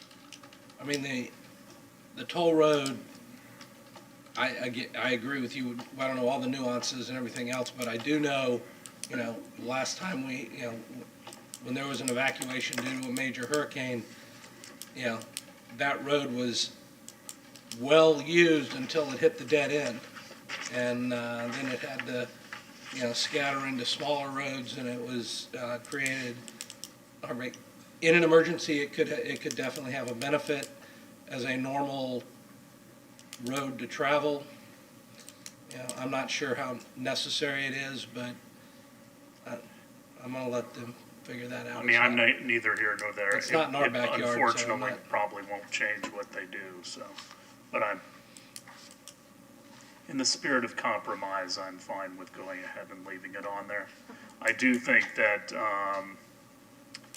once we finalize this, I plan to, and certainly you all are welcome to, but I'm gonna talk to our 3 legislators before they go to Tallahassee because of all the rules that are gonna be going on this year. I think it's gonna be unlikely that we're gonna be able to go up and meet with them. And if you talk to them, all of them will tell you, you're better off doing it ahead of the session, because once they get up there in the rat race, it's a lot of noise. And so that's one of the reasons I want to present it to the 3 reps that specifically work for Clearwater. I will make the changes that are directed tonight and then work with public communications to get the really nice mock-up and then share it with council. Okay, so do we have consensus? Yes. Do I have a motion? Motion to accept the agenda items as modified, so it's 10.6. 10.6. Second. All in favor? Aye. Opposed? Unanimous. 10.7. Recommend Reverend Alethea Winston as a Clearwater at-large representative to the Pinellas Opportunity Council. Councilmember, she was the only applicant I had on file, and the council makes a recommendation, and the county commission actually makes the appointment. But she would serve as the city's at-large representative, and it's a 1-year term, so she'll come back next year if she continues to wish. Do I have a motion to approve? Motion to approve. Reverend Althea Winston. Second. All in favor? Aye. Opposed? Unanimous. 10.8. Call-ins during COVID pandemic update. Mr. Mayor, before he makes a comment, if you all recall, the last conversation we had about this, there was some question as to whether what was possible technologically speaking. And so Mr. Mayor was given the task of answering that question. Could we provide call-ins into the meeting? And so that's what he is here to report to you on. Okay. Mayor, Council, Dan Mayer, IT Director. We researched 2 alternatives, 3 actually, if I include the standard phones. The first was to utilize Granicus, which is our agenda management system that puts together all the paperwork and the minutes for the meetings, in hopes that they could allow people to call in and reference a specific agenda item and then leave comments. The only solution they have is if we stream their meetings live. Well, we can already do that and accept calls live if we do Zoom, and that was very successful and very stable for us. So that wasn't really an ad. We did go back to Zoom as a company. They do offer a call-in center. So to explain a part of what happens, if we open up the call, the agenda for voice comment, people will call in for several days. They could call in on any item. So you call in, and then I have to create a file, a digital file. So it will create, it'll be time-stamped. We then have to listen to the message, identify which agenda item it is, and the user's name, and then we'd have to rename that file. And then we can put them all in order. So as we go through the meeting, Rose or whoever the appointed person would be would say, hey, we have comments, and we can go through, and we're not picking and grabbing from all over the board. So it would be much more structured and orderly in terms of how we'd listen to those, and then we'd play them back for the pertinent item. We cannot control how long the messages are. We would have to cut them off at 3 minutes if you choose to limit the comments to 3 minutes. Now, they would get a voice message saying, hey, you need to give us your name, your agenda item, and you have 3 minutes. At the meeting, your comments would be terminated at the 3-minute mark. We can shorten the files, so you can just play them till the end, or we can leave them on there and you just discontinue the play when you hit the 3-minute mark. The cost for this is approximately $6,000 for the licensing. So you're paying for a phone number that they host, and it's ours to use indefinitely. We could get a vanity number. So that's a one-time, that's not an annual? That's an annual. It's a $5,300 annual, and then there's an additional charge if we choose to use a special number. So we discussed with public communications, would it be helpful to have a vanity number, so you could use an acronym for the numbers such as 562 talk, right? So it's not necessary, but it is there's an additional cost for that if we want to go that route. It may help from marketing and promotion.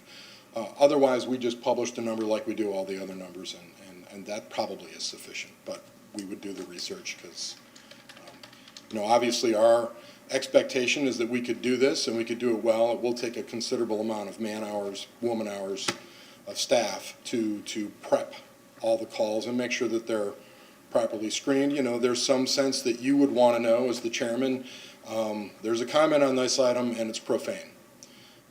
And we're not saying we won't listen to it, and that you'll have to work that out with the attorney. But you have some sense of, people will leave all kinds of things. The other concern I know was control of the meetings. Pinellas County experienced a difficulty in how do we get our arms around this, and some of their meetings during the pandemic lasted quite some time because they really hadn't thought it through to say, well, when can we just turn off the call-ins? So they kept accepting calls, and we've had similar situations where we've had several hundred people show up in chambers, and several hundred calls could be hours and hours and hours of prep and playback. So there is some real concern with regard to how this offering may scale and what that might mean.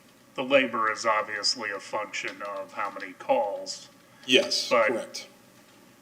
How quickly do you think, if you had 10 calls, how much labor would that take? You could probably reasonably do, it's 30 minutes of calls you could at a reasonably minimum. do 15 to 20 calls an hour if you're going to listen. You're going to listen to the whole message, so you have the length of the message. You're going to have to rename it and put it in order and then move on to the next one. So if you got 20 calls and they all lasted 3 minutes, it'll take you an hour. So, 15 to 20 an hour is a reasonable estimation if you're listening to the messages. Okay. Other questions for Mr. Mayor? Councilmember I Beckman? have comments. Is a comment appropriate now? Sure. Okay, so I think, if I recall, I'm the one who had asked for this investigation because of the power of a person's voice speaking for themselves. So right now, people can write in after the agenda is published, and, hopefully agendas can be published in very, very, as timely as possible format or time frame, and they can write in, and then our city clerk reads those letters, which is adequate, right? It loses the power of the passion of an individual differentiated voice when we are hearing people speak from the heart. But is it worth $6,000 a year and a licensing fee, let alone staff, and the possibility that people will call and just continue to leave these big messages? Probably a little easier to pick up the phone and leave a voice message than it is to type up a comment on Granicus, set up a little account and do it. So, I don't need to push. I would say, I don't think that this is a reasonable use of our money or our staff's time to do this, just for the power of the human voice individually. But really, it goes back to there's an underlying issue of meetings that start at 6 o'clock on a Thursday evening, and people who work or with children or have different issues, and it does put some stress on people getting here to make comments, especially if it's comments not on the agenda and they've got to be, first up. But that's another discussion. So, in my opinion, it's not worth the money or the staff, and I appreciate you investigating. I really do. And I still believe in the power of voice, but, not at this amount right now. Councilmember Well, Hamilton? I know the county commission, correct me if I'm wrong, but the county commission has their citizens to be heard at the end of the meeting. They moved that to the end of the meeting, did they not, Bill? Their citizens to be heard portion is at the end of the meeting. So it's kind of which is more inconvenient, having you get here at 6 o'clock to speak on something not on the agenda, and then you can leave, or make you sit through this whole meeting and you can't speak till 8 o'clock. So Or you know, 10 or or 10 11 or or- something, if it's a very controversial meeting. So, you know, I'm not sure it's there, but I'm the old school guy. If it ain't broke, why are we fixing it? You've got, you know, people have every opportunity to email us. The email's a public record. They can ask for it to be, you know, be read by the clerk. We're allowing those right now, and I mean, you know, or they can come to the meeting. I think they've got enough opportunity. They can call the office, say, I want to speak to a council member, as Ms. Beckman did today. You know, talk to the people who live right across the street from the shipwreck. They, you know, we hear their voice when you speak to them, and I think all of us are willing to call citizens. When you hear their voice and hear the message they're trying to deliver to us, we hear that emotion. So, you know, those are all very effective ways of getting your message to us. So, I'm comfortable moving forward as we do already, and I agree. I'm not sure it's $6,000 in the big picture isn't a huge number, but I'm not sure it's $6,000 we need to spend. Also, when we were on Zoom, it seemed to work very well when people were calling in live. But to have to go through the process of, you know, getting a tape, renaming it, all of that, is quite a hassle for the staff to do. I don't know if it's worth that. Well, I look forward to the day when everybody's not worried about COVID and can come back here. I could live with it during COVID. I'm not wild about the price. But I look forward to having people back here. I would agree with Councilmember Beckman that hearing somebody's voice is important. I like even more hearing their voice and seeing their face and their body language and everything else. I think technology is a great thing, but I also think people have started to use technology to hide behind. And that's one of the reasons I hate Facebook and some of the social media, which I will continue to rail against until I leave this dais and probably well beyond. I think we learn a lot more from one another when we're face to face and can at least have a dialogue. So, okay, so I'm hearing that we're going to move on from that. We are beyond the 2-hour mark, so I don't know if you'd like to take a break. A couple more of these discussion items I think we could probably wrap it up in 20 to 30 minutes, but if you all need a break, let's just take a break. Let's take a quick recess.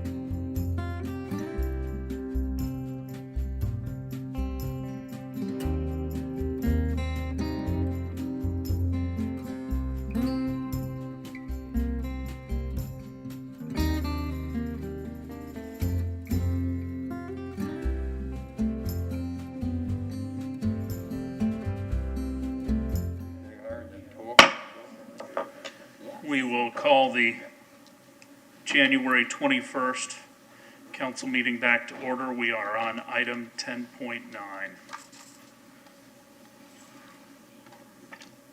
Okay. I think this is the vice mayor's.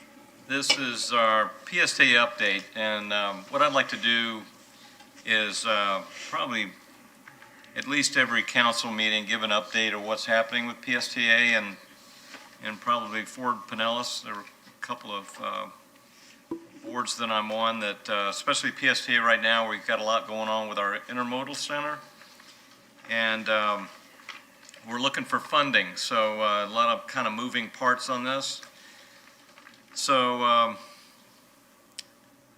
President Biden's American Rescue Plan includes $20 billion for transit industry, which is a good thing. The FDOT has already committed matching funds for the Clearwater Intermodal Center. PSTA has picked an architect for the Intermodal Center design, and the board will approve this at February board meeting. And they'd like to have the design by this summer. PSTA's lobbyists have pinpointed congressional deadline for the transit projects as April 1st. So letters of support will be due before this date and should be sent. This is for the Intermodal Center. And I've kind of been talking to a lot of businesses in the community that can write letters of support for our Intermodal Center for federal funding. Brad says that they can be sent directly to our new Secretary of Transportation, Pete Buttigieg. PSTA is poised and ready to move to a temporary terminal site east of the police station on Myrtle by this summer. I don't know if that'll happen, but PSTA was criticized last year about moving too slow and in their plans to leave their outdated bus terminal on Garden. But there's a lot of balls in the air that had to come down and align for that to happen. And one of the things that we discussed was where we're going to put City Hall.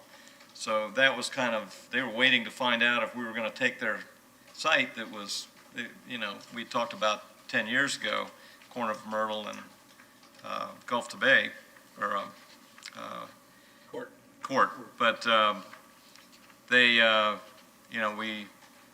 that's going to be the site for the Intermodal Center, and they're ready to move. So I just wanted to let everybody know that they're moving along. They're talking to staff and city manager in Clearwater about making that move and getting things lined up. AVA, which is their autonomous vehicle advantage bus, is still running in St. Petersburg. I learned today that PSTA is working on additional funding to move AVA to Clearwater and Dunedin. I thought Clearwater is going to be next in line, but it appears that probably it's going to move to Dunedin, and Clearwater will then, they're planning to have that on June 1st, and that'll be here. So hopefully we can get the funding and that can move around. It's a good thing to see the first chance that people can get to really see an autonomous vehicle run, even though it does have a driver just in case something goes wrong, but it's a free ride for you. Where in Clearwater? Are we talking downtown Clearwater? We talking Clearwater Beach? We talking? We originally talked about it, this was over a year ago, I think, on North Mandalay Avenue. Okay. And then I understand from the talks that they were having now that they're thinking about doing it on South Beach. So it may go down to Clearwater Point and come up. It won't be on the roundabout, but it'll come up and probably take a route and then go back down. That'll have to be vetted through planning and to find out exactly what that route's going to be. But we'll be looking for news on that.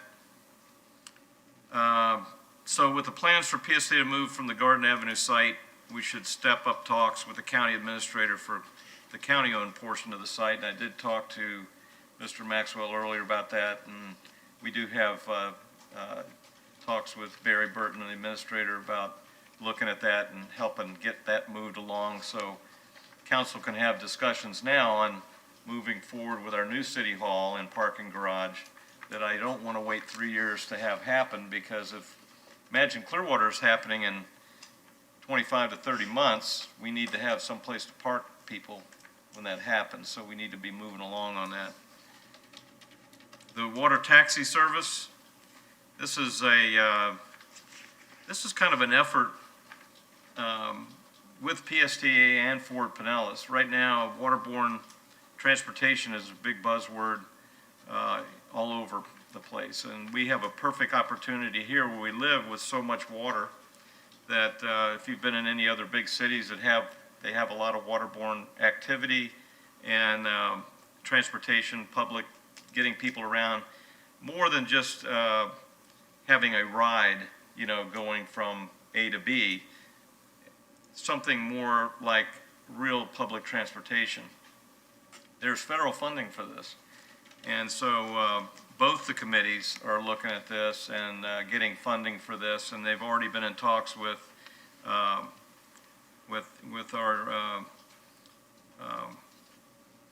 waterborne taxi and also the one in St. Pete to move into more than just a fun ride from Clearwater Beach to the mainland, but actually get around to different places. Dunedin's in the mix.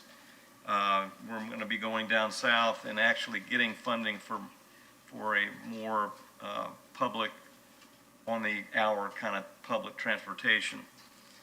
I know PSTA is working with city staff to hire an engineer to upgrade designs on 4 docks, well, 3 in Clearwater and 1 in Dunedin. And we'll give you some more update on that as that goes forward. Since this ties together, do you want me to do my Ford Pinellas? Yeah, let's just knock them both out. Yeah, it's not much. Ford Pinellas is a combination of our Metropolitan Planning Organization and the PPC, which is the Pinellas Planning Council. Years ago, we decided to combine, since we're a redevelopment county, very dense, both the land planning and the transportation planning together, because whenever you're planning something for land, you've got to be talking about transportation. They go hand in hand. So Fort Pinellas is kind of a one-of-a-kind in Florida, because it's a combination of the two MPOs. But we have monthly meetings and we have subcommittee meetings. An MPO is a direct route to federal money for doing things, highways and so forth. It's very important. And then, of course, our land planning goes hand in hand with that. I got appointed also through the Fort Pinellas to the regional TMA, which is the Tampa Bay Transportation Management Area. And that is an MPO consisting of 3 counties, Hillsborough, Pasco, and Pinellas. And what that does, it puts us into a regional MPO that has more pull for bringing federal money in. And I was real happy to be on that board, and I'll report when we have those meetings as to where we stand on getting some things done on that as well. So anyway, things are changing because the new administration is in office now in our federal government, and then also things will be changing a little bit with the state going back into session here coming up shortly. So these 2 committees will have a lot of things that I'd like to bring to the council, and just I'll kind of keep it as short as I can, but I'll bring you up to date on things and when they happen. That's it. Any questions for the Vice Mayor about PSTA or transit, Councilmember Beckman? I just wanted to say thank you for that update. I appreciate it. And I applaud our new administration, the Biden administration, for releasing those funds and making things happen. It's about time. So look forward to progress. All right, 10.10, demolition of Old City Hall. Is that me again? Did you ask for it to be put on? Nobody told me. Well, we talked about this before, and I'm going to bring it up again till I'd like to go ahead and move forward with the demolition of City Hall to show that we are moving forward on Magic Clearwater and I think it needs to be done to show developers we're serious about getting going on this. Well, Councilmember Beckman? Yeah, I would say, I think developers, people know we're serious because we sent out an RFP. And in my conversations with Mr. Delk, he indicated that there's a possibility that some developers might want to use that demolished rubble as fill or something, and that we shouldn't really be in a rush to demolish it. I mean, what reason would there be to take on that expense and demolish it right now? I mean, it'd be a beautiful view, like it's a beautiful view without harbor view there, but if a developer can actually use it, I don't understand why we would plow into taking it down right now. I don't like the expense associated with it. I don't like the expense that we're paying to be in the Bank of America building, but that's done. But I don't know that we should take on another expense, especially if a developer could use it in some way. Councilmember Bunker? And Have we determined what the expense is to demolish? Yes. I've got the information. The demolition, the quote that we received for the demolition is $529,993. That is to demo it in about 140 days. The estimated reduction in utilities costs is we're estimating about $14,000 annually difference. So right now, the estimate is $26,000. If we demo it, because we still have grass, those sorts of things to water, assuming we would continue to do that, it would be around $12,000 for the utilities.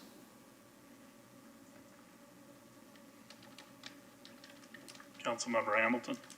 Well, I can see both sides of this argument because, part of me is, let's see what the RFPs, see what response we get from the RFPs. I will be surprised, to say the least, if when we get to the point of someone doing something with that property, if the city is not going to be responsible for the demolition of the building itself. We're going to be responsible for that expense. Given that, what is the demolition cost going to be 3 years from now? What could be 2 to 3 years from now? It's going to be more than the 500,000 plus that we're getting, the quote we have now. So, I'm not sure which the right way to go is right now, but I don't think I'm at a point where I'm ready to make a decision either. Well, I don't think there's a clear answer. That's right.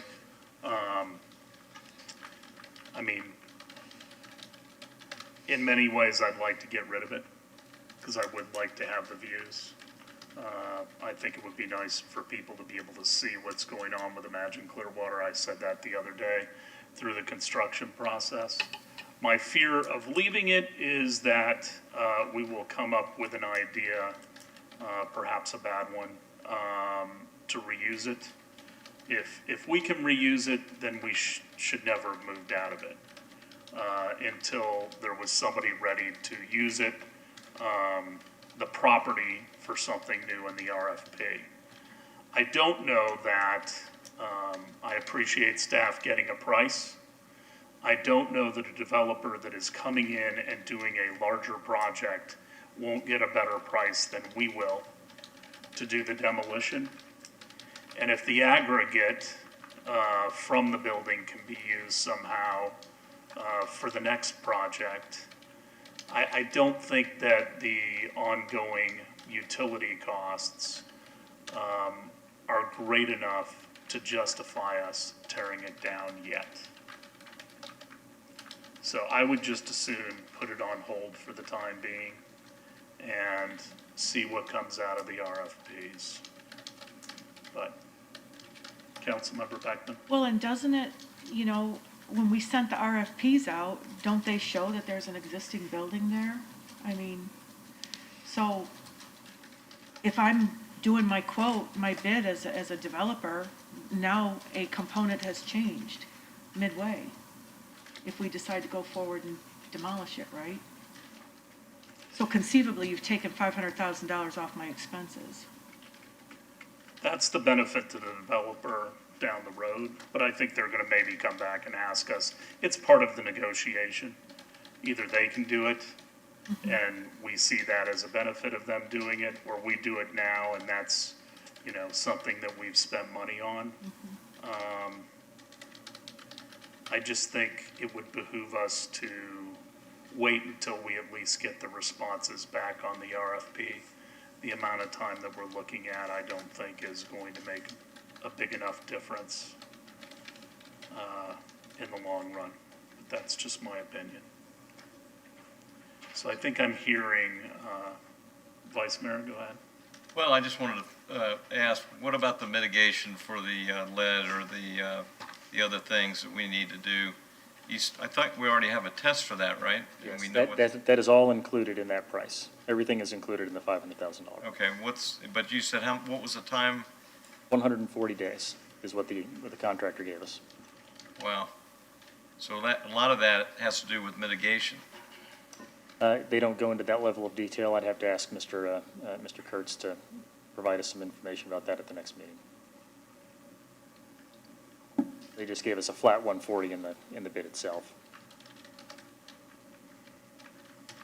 Well, would you all consider moving forward on the mitigation part of it and not doing the demolition? I mean, there's going to be some demolition to mitigation, but before they can demo, they have to pull out, you know, the bad stuff and get it out of there.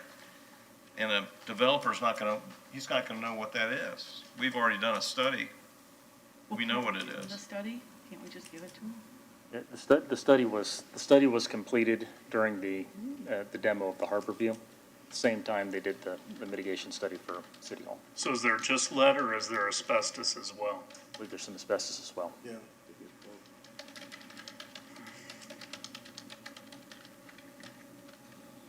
I'm not sure, I don't feel the burning need to spend any money at this time on that kind of stuff. I think it can wait a little longer. I think the public is fully aware and that we are moving forward and we're looking for, the RFP is on the street and we're hoping to get a number of very good responses from it. And I'm okay waiting a little, maybe in a couple months we'll have a different approach, but right now, given, again, a great excuse, given the pandemic, given the unknown of what the future is exactly going to be just yet, let's hold on. I'm comfortable holding off a little bit. All right, looks like we're going to wait. I mean, we did buy that building. I mean, we're moving forward with buying that building today, and, you know, that comes out of general fund, and I just would rather wait. So I'm hearing consensus to wait. Okay. All right. 10.12, discuss strategic visioning process, and you all have a staff report on that. Mr. Horn? Yeah, Mayor, Council, we finally have gotten a response from the Florida Institute of Government, who has experience in conducting strategic planning proposals and that sort of thing. So we added that along with 2 resumes of 2 professionals who do strategic planning. My intent of giving this to you tonight was to at least, you know, open that conversation with you about moving forward with some conversations around strategic planning. My thinking was that you all would look at this material and that we could have a deeper discussion at our next meeting, at our next work session.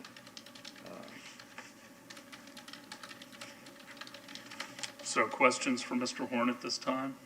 I have. Councilmember Beckman? Okay, so the Florida Institute of Government team, so this, it's a separate entity, it's just housed at Florida State, or University of South Florida, is that correct? So it's not like graduate students are doing polling work? Correct, these are, yeah. Okay, and then So we're going to contract, or the intent is to contract with Florida Institute of Government team, and then which I think it looks like a really good plan. There's a lot of diverse engagement, possibilities of staff, survey, city leaders, select stakeholders, all these different stages. The time that's allotted to discussion looks good. I have some concerns about the timeline, and Phase 1 seems to be under Mr. Horn's leadership, and Phase 2 might be under new leadership, maybe. And so, that might be a concern to talk about in the future. But my question is, the resumes, those are for facilitators that we pay for in addition? The facilitators help us with the Florida Institute of Government team? No, they would submit a proposal from the institute, so they all work together. In Okay. terms of the Florida Institute, now the other two items, Jim Aniston Karras, that's Yes. a different proposal. And then John Streetmatter's a different individual, So they're all equal? Yes, We're the three applications or proposals are equal. Oh, okay. So the two gentlemen didn't have any kind of in-depth plan that they presented? No, so I think the intent was I was asked to seek resumes, or at least so you would have an idea in terms of what they would propose. If you want more detailed, that could be maybe the next discussion if council wishes the individuals to come and or provide more detailed proposal. That's really up to council. We wanted to give you some diversity. We have had experience with John Streetmatter. With one of them, Yes. Okay, because one of my question was, do any of my peers know, have they met these people? Jim Aniston and/or John Streetmatter? And then I have a concern that there are no women here, so we had no applicants that are female? Mr. Karras, he works with an individual who's a female, Firefly Productions, that's her company. She's the one really, I think, involved with more of the public engagement part of it. So she's included in that. So if you open that proposal, you will see not only his resume, her resume, and information on her company, Firefly Productions. Yeah, he subcontracts with her, okay. And then the other thing is, the Florida Institute of Government, can we have a list of other municipalities that they have worked with in updating strategic planning? I will ask Ms. Chris to provide that. I believe she mentioned when I spoke with her that they recently, I believe they worked with Bel Air to complete theirs most recently, and I don't know if they were going to start working with Largo or if there were other municipalities, but I will ask. And the size of the municipalities would be good too, because, Okay, Bel counties Air as well. and Okay. Largo are a little smaller. Okay, thanks. Other questions or comments? Rosemary, help me a little bit, because there is a fairly sizable divergence between the deliverables here, which bothers me a little bit. Were they all sent the same question? I mean, to give us something, because I do know Mr. Streetmatter through previous experience. I know he did the strategic plan for Pinellas County. And he was actually the leader of my, full disclosure, he was the leader of my Leadership Florida program back in 2007. And he did do a strategic plan for Ruth Eckerd Hall. So I was a little bit surprised at the response. The request that I was given was to ask for resumes or information regarding how they would conduct their process during COVID. So that was the information. I don't think it was really intended to be the exact detail as to what they would propose. The difference is that Ms. Chris, they just were completing a proposal for a municipality. So that's what they had on hand. That gave a detailed information in terms of the team. So I think that's why hers is more detailed than the others. But they were all provided the same request. Please provide a resume, information on how you would conduct it. Okay. Well then, and if I'm correct, the other two, the single ones, didn't include a dollar figure, where None, yeah, if Florida Institute had a range. Yeah, this is not meant to be a proposal of any sort. This was just, Mr. Horn just wanted you to have some information to just compare where you guys may be leaning towards in conducting the process. That's all. Now, I can go back to them if that is what council wishes, to ask for a proposal, if that's what council desires for you to take a look at, but that wasn't my request. I understand. I think it needs to be more formal, though, because we're comparing apples to oranges right now, from price to the work product that they would do and how they would go about it. Agree. So, Vice Mayor? Yeah, and we should be giving them some kind of structure of what we're looking at doing. I mean, because they're gonna say, I mean, I think it needs something that, this needs to be discussed more before we really go back And I out. think that's why the manager wanted to have you start taking a look at it and discuss it, so we can actually go back to them and say, this is the time frame we want I'm just gonna throw numbers out now, a 3 or a 6 month time frame, or less than 6 months, whatever. And these are the ideas that we're looking at, but I think that was the intent of the city manager. He wanted you to start looking at it and start thinking about what is it that you would like to request from the individuals. Yeah, I think the Institute, Government Institute's submission is pretty much everything we're looking for, but I'm familiar with Mr. Street Matter's work, and I'd like to see him and Mr. Karras be able to submit something along that same line. Give us the timeline it would take for them to put the, what would their program entail, what's the calendar we're looking at, and what's the cost we're looking at. But, I think the Institute of Government has pretty much given us what they need to give us.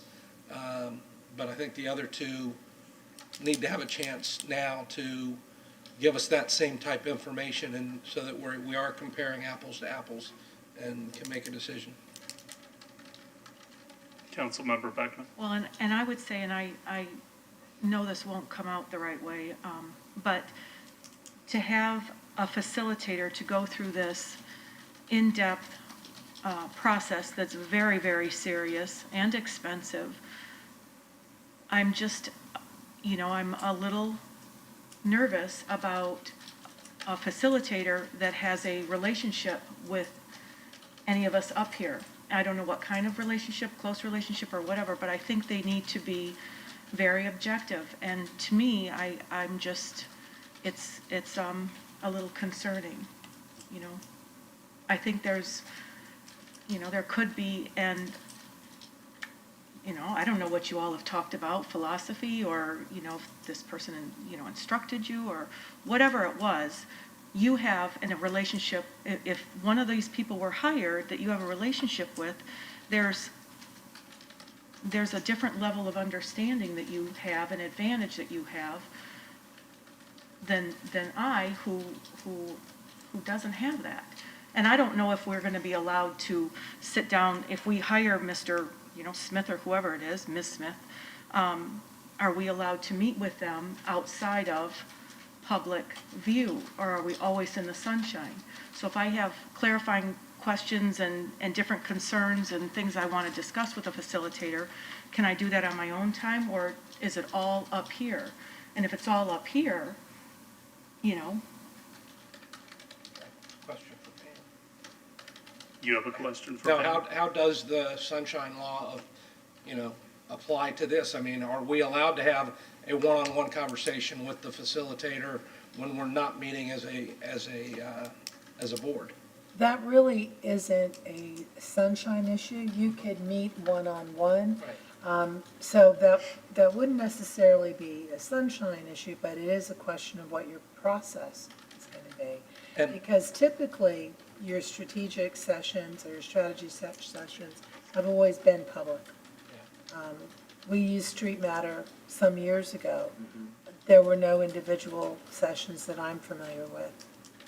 So normally you wouldn't do an individual. It would all be open and transparent. And it'd probably deal with a contract and pay. I mean, if I'm calling somebody up and having an hour-long conversation, it's like, well, that's not necessarily part of Exactly. my contract, you know? But anyway, it's just something that, you know, it's something think about.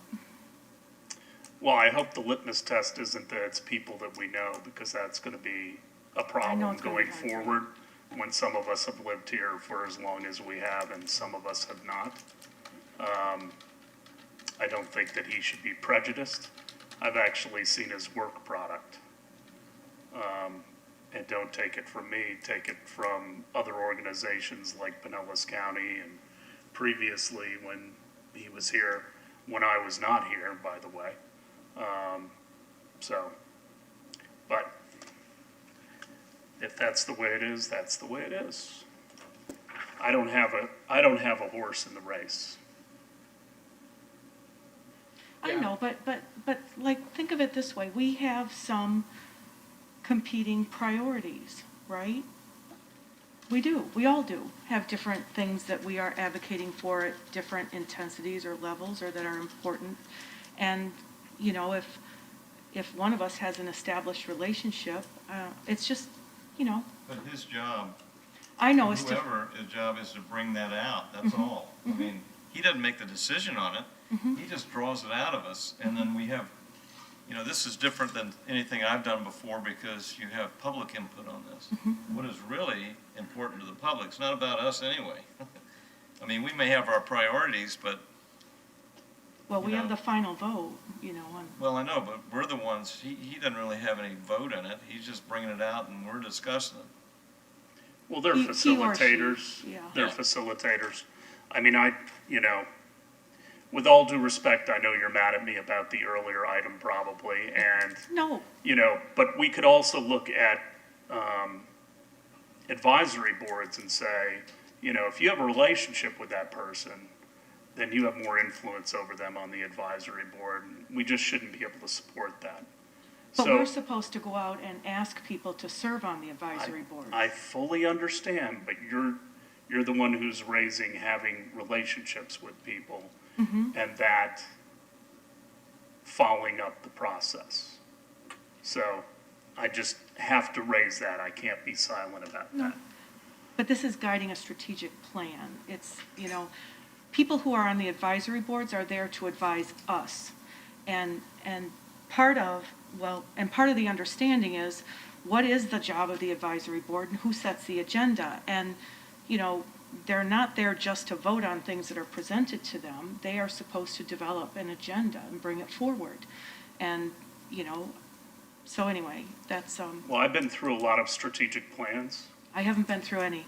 and I wasn't getting to that point. My point is that anybody who leads you through the process of a strategic plan, truly their job is to be a facilitator and to bring out different opinions, different views, and also to bring, you know, groups together so that you can have a consolidated view. I don't care, frankly, I don't care who does it, as long as they're good and they've got good credentials, and we talk to other people that have used these folks.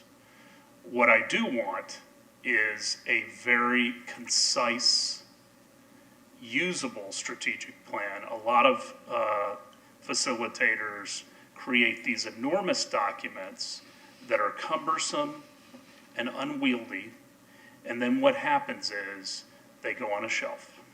Everybody feels good that we've done a strategic plan, but they're not utilizing it. And what I want is something that can be in our agendas and guides the decision-making process, because that is what a strategic plan is. When you start to go down a path that deviates from your strategic plan, it should automatically send up a flare to tell everyone we're deviating from what our primary goals and objectives for the city are. And that's really what the strategic plan should do. And that is built out of communicating with our residents, stakeholders, and the 5 council members along with staff. So, do you have enough guidance, or is it clear as mud? Well, I don't know if it's clear as mud, but I have enough guidance. Okay. Anything else anyone wants to add? And if you want to take Mr. Street Matter out of the mix, that's fine.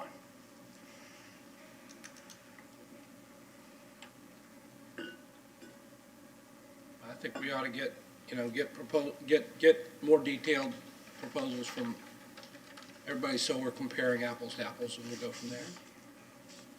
Anything else, Mr. Horn? Nope. Ms. Aiken, anything else? No, sir. All right, closing comments from council.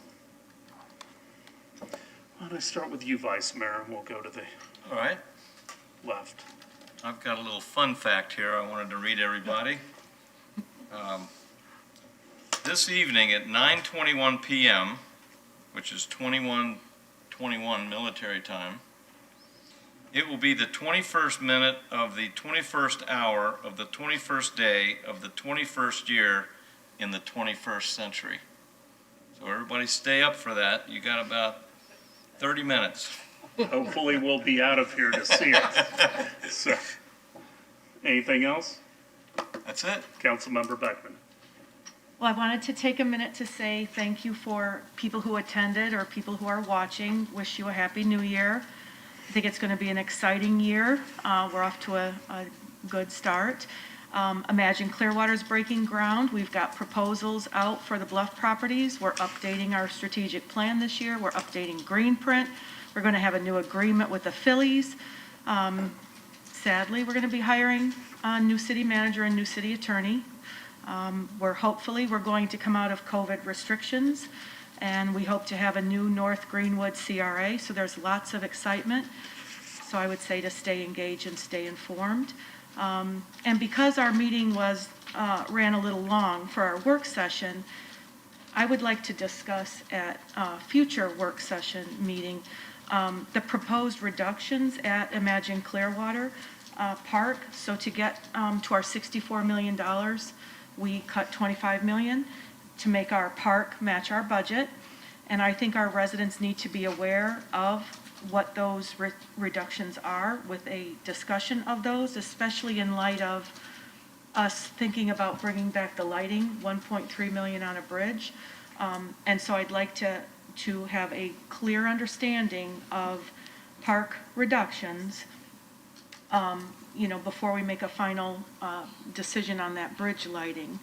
And then at some point, I'd like to have a presentation on the sustainable building and what those different LEED certifications kind of mean. So hopefully we can do that sometime in the near future. Okay.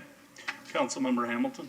A few things. Number one, something happened tonight in this meeting that I can't recall ever happening before, and that was the property on Nursery, where, we didn't know that there was $500,000, fines on that property.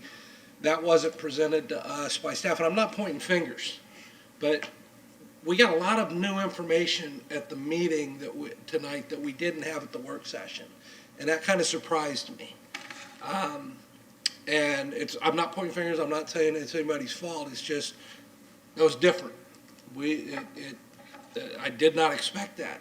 So hopefully, we don't have to deal with that, because I thought it put us in a very uncomfortable and unusual situation. Number two, I would like to publicly thank the council's administrative assistant, Patty Kuligowski, who is retiring next Tuesday. She has been a doll. I've loved having her work with me.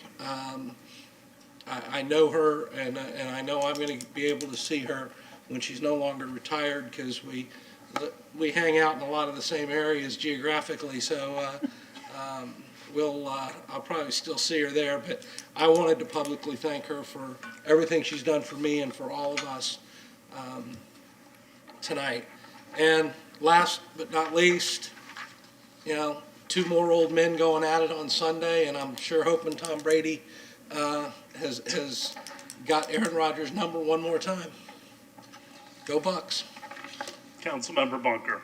Boy, I have to second those comments about Patty. It's been a delight working with her, and I have had far less interaction than those of you who've been on the council forever.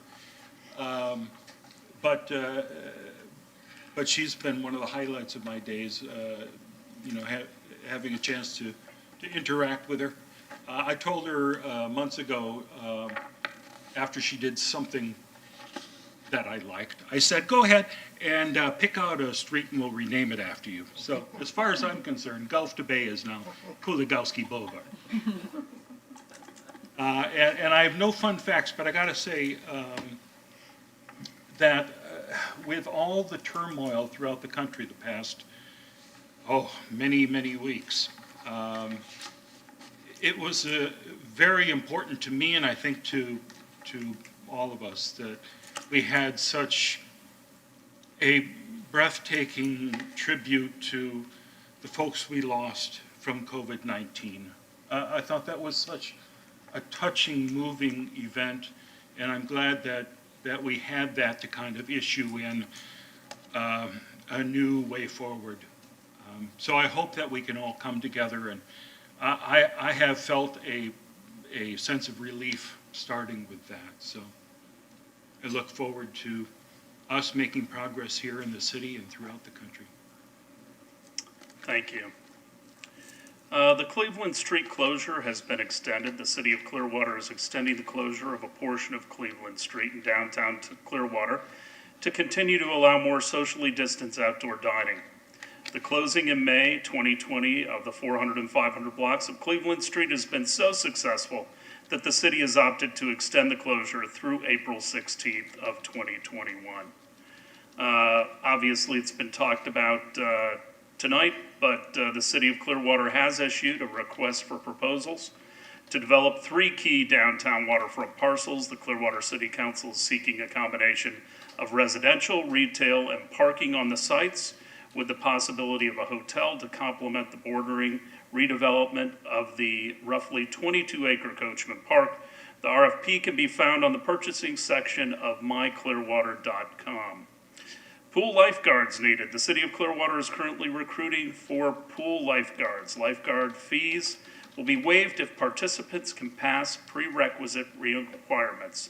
To see requirements and to apply, visit myclearwater.com and click on the Apply for Employment link under the How Do I tab.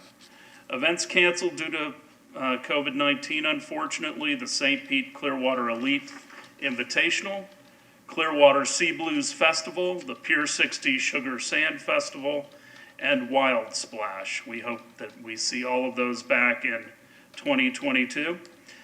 Free electronic waste drop-off and recycling event. Clearwater residents may bring up to 6 unwanted electronics to the city's free monthly electronics collection event hosted by Clearwater Solid Waste Recycling Department. In order to drop off recyclables, participants must be city residents. The city will not accept any electronics that have been scavenged. Building Better Neighborhoods, Here We Grow virtual program. Residents are invited to join the Building Better Neighborhoods series, a 4-week virtual conversation with local experts every Tuesday in February of this year. You will learn secrets from local professionals for growing your own vegetables, fruits, and flowers. You also will learn how to make your grasses and landscaping thrive sustainably. Registration is required. Visit myclearwater.com for more information. I want to thank the NAACP for this past Monday as we celebrated Martin Luther King Day. They did a virtual program that I thought was outstanding. I want to thank all the people who participated with posters and through all the different means. We certainly hope that we can celebrate that next January in person. I want to thank Patty for her years of service. She's already been mentioned. She has been our assistant. That is not always an easy job. It's also not always an easy job, frankly, and I'm not scolding. but because citizens call in and frankly are nastier than they need to be. So I would ask that we all be on our best behavior and be civil to one another. I do hope for much more civility going forward in this country. It has been a good week, and so we're looking forward to that. I want to also point out the Humane Society that is going to have a groundbreaking tomorrow on a brand new, wonderful facility to save animals in this county. Our Humane Society on 590 is a no-kill site, and that's a wonderful thing. I also want to, and I held this for last, but I want to pass along my deepest condolences to the Ruley family. Suzanne Ruley lost a battle to COVID-19 this past week, and she was a wonderful lady. First of all, her spirit was amazing. Always had a smile on her face and a positive attitude. And not only a song in her heart, but a song in her lips. You couldn't keep Suzanne from singing. She really was a tremendous talent for the city, and her husband Matthew has also been a part of our city family. As he trained a lot of us before we went over to Japan on not only language, but a lot of the different traditions that we would come in contact with, and both of them are incredibly talented people, and she leaves behind Matthew and their kids. She went from here, and she was at Ruth Eckerd Hall for a time, and the Pinellas County Foundation, and it just goes to show the terrible toll that COVID-19 has had, and so many people have been touched. But this is one that touches the City of Clearwater family, and so we will continue to pray for the Ruley family and lift them up at this very difficult time. With that, I want to thank all of the council for a good meeting tonight, and with that, we are adjourned. God bless.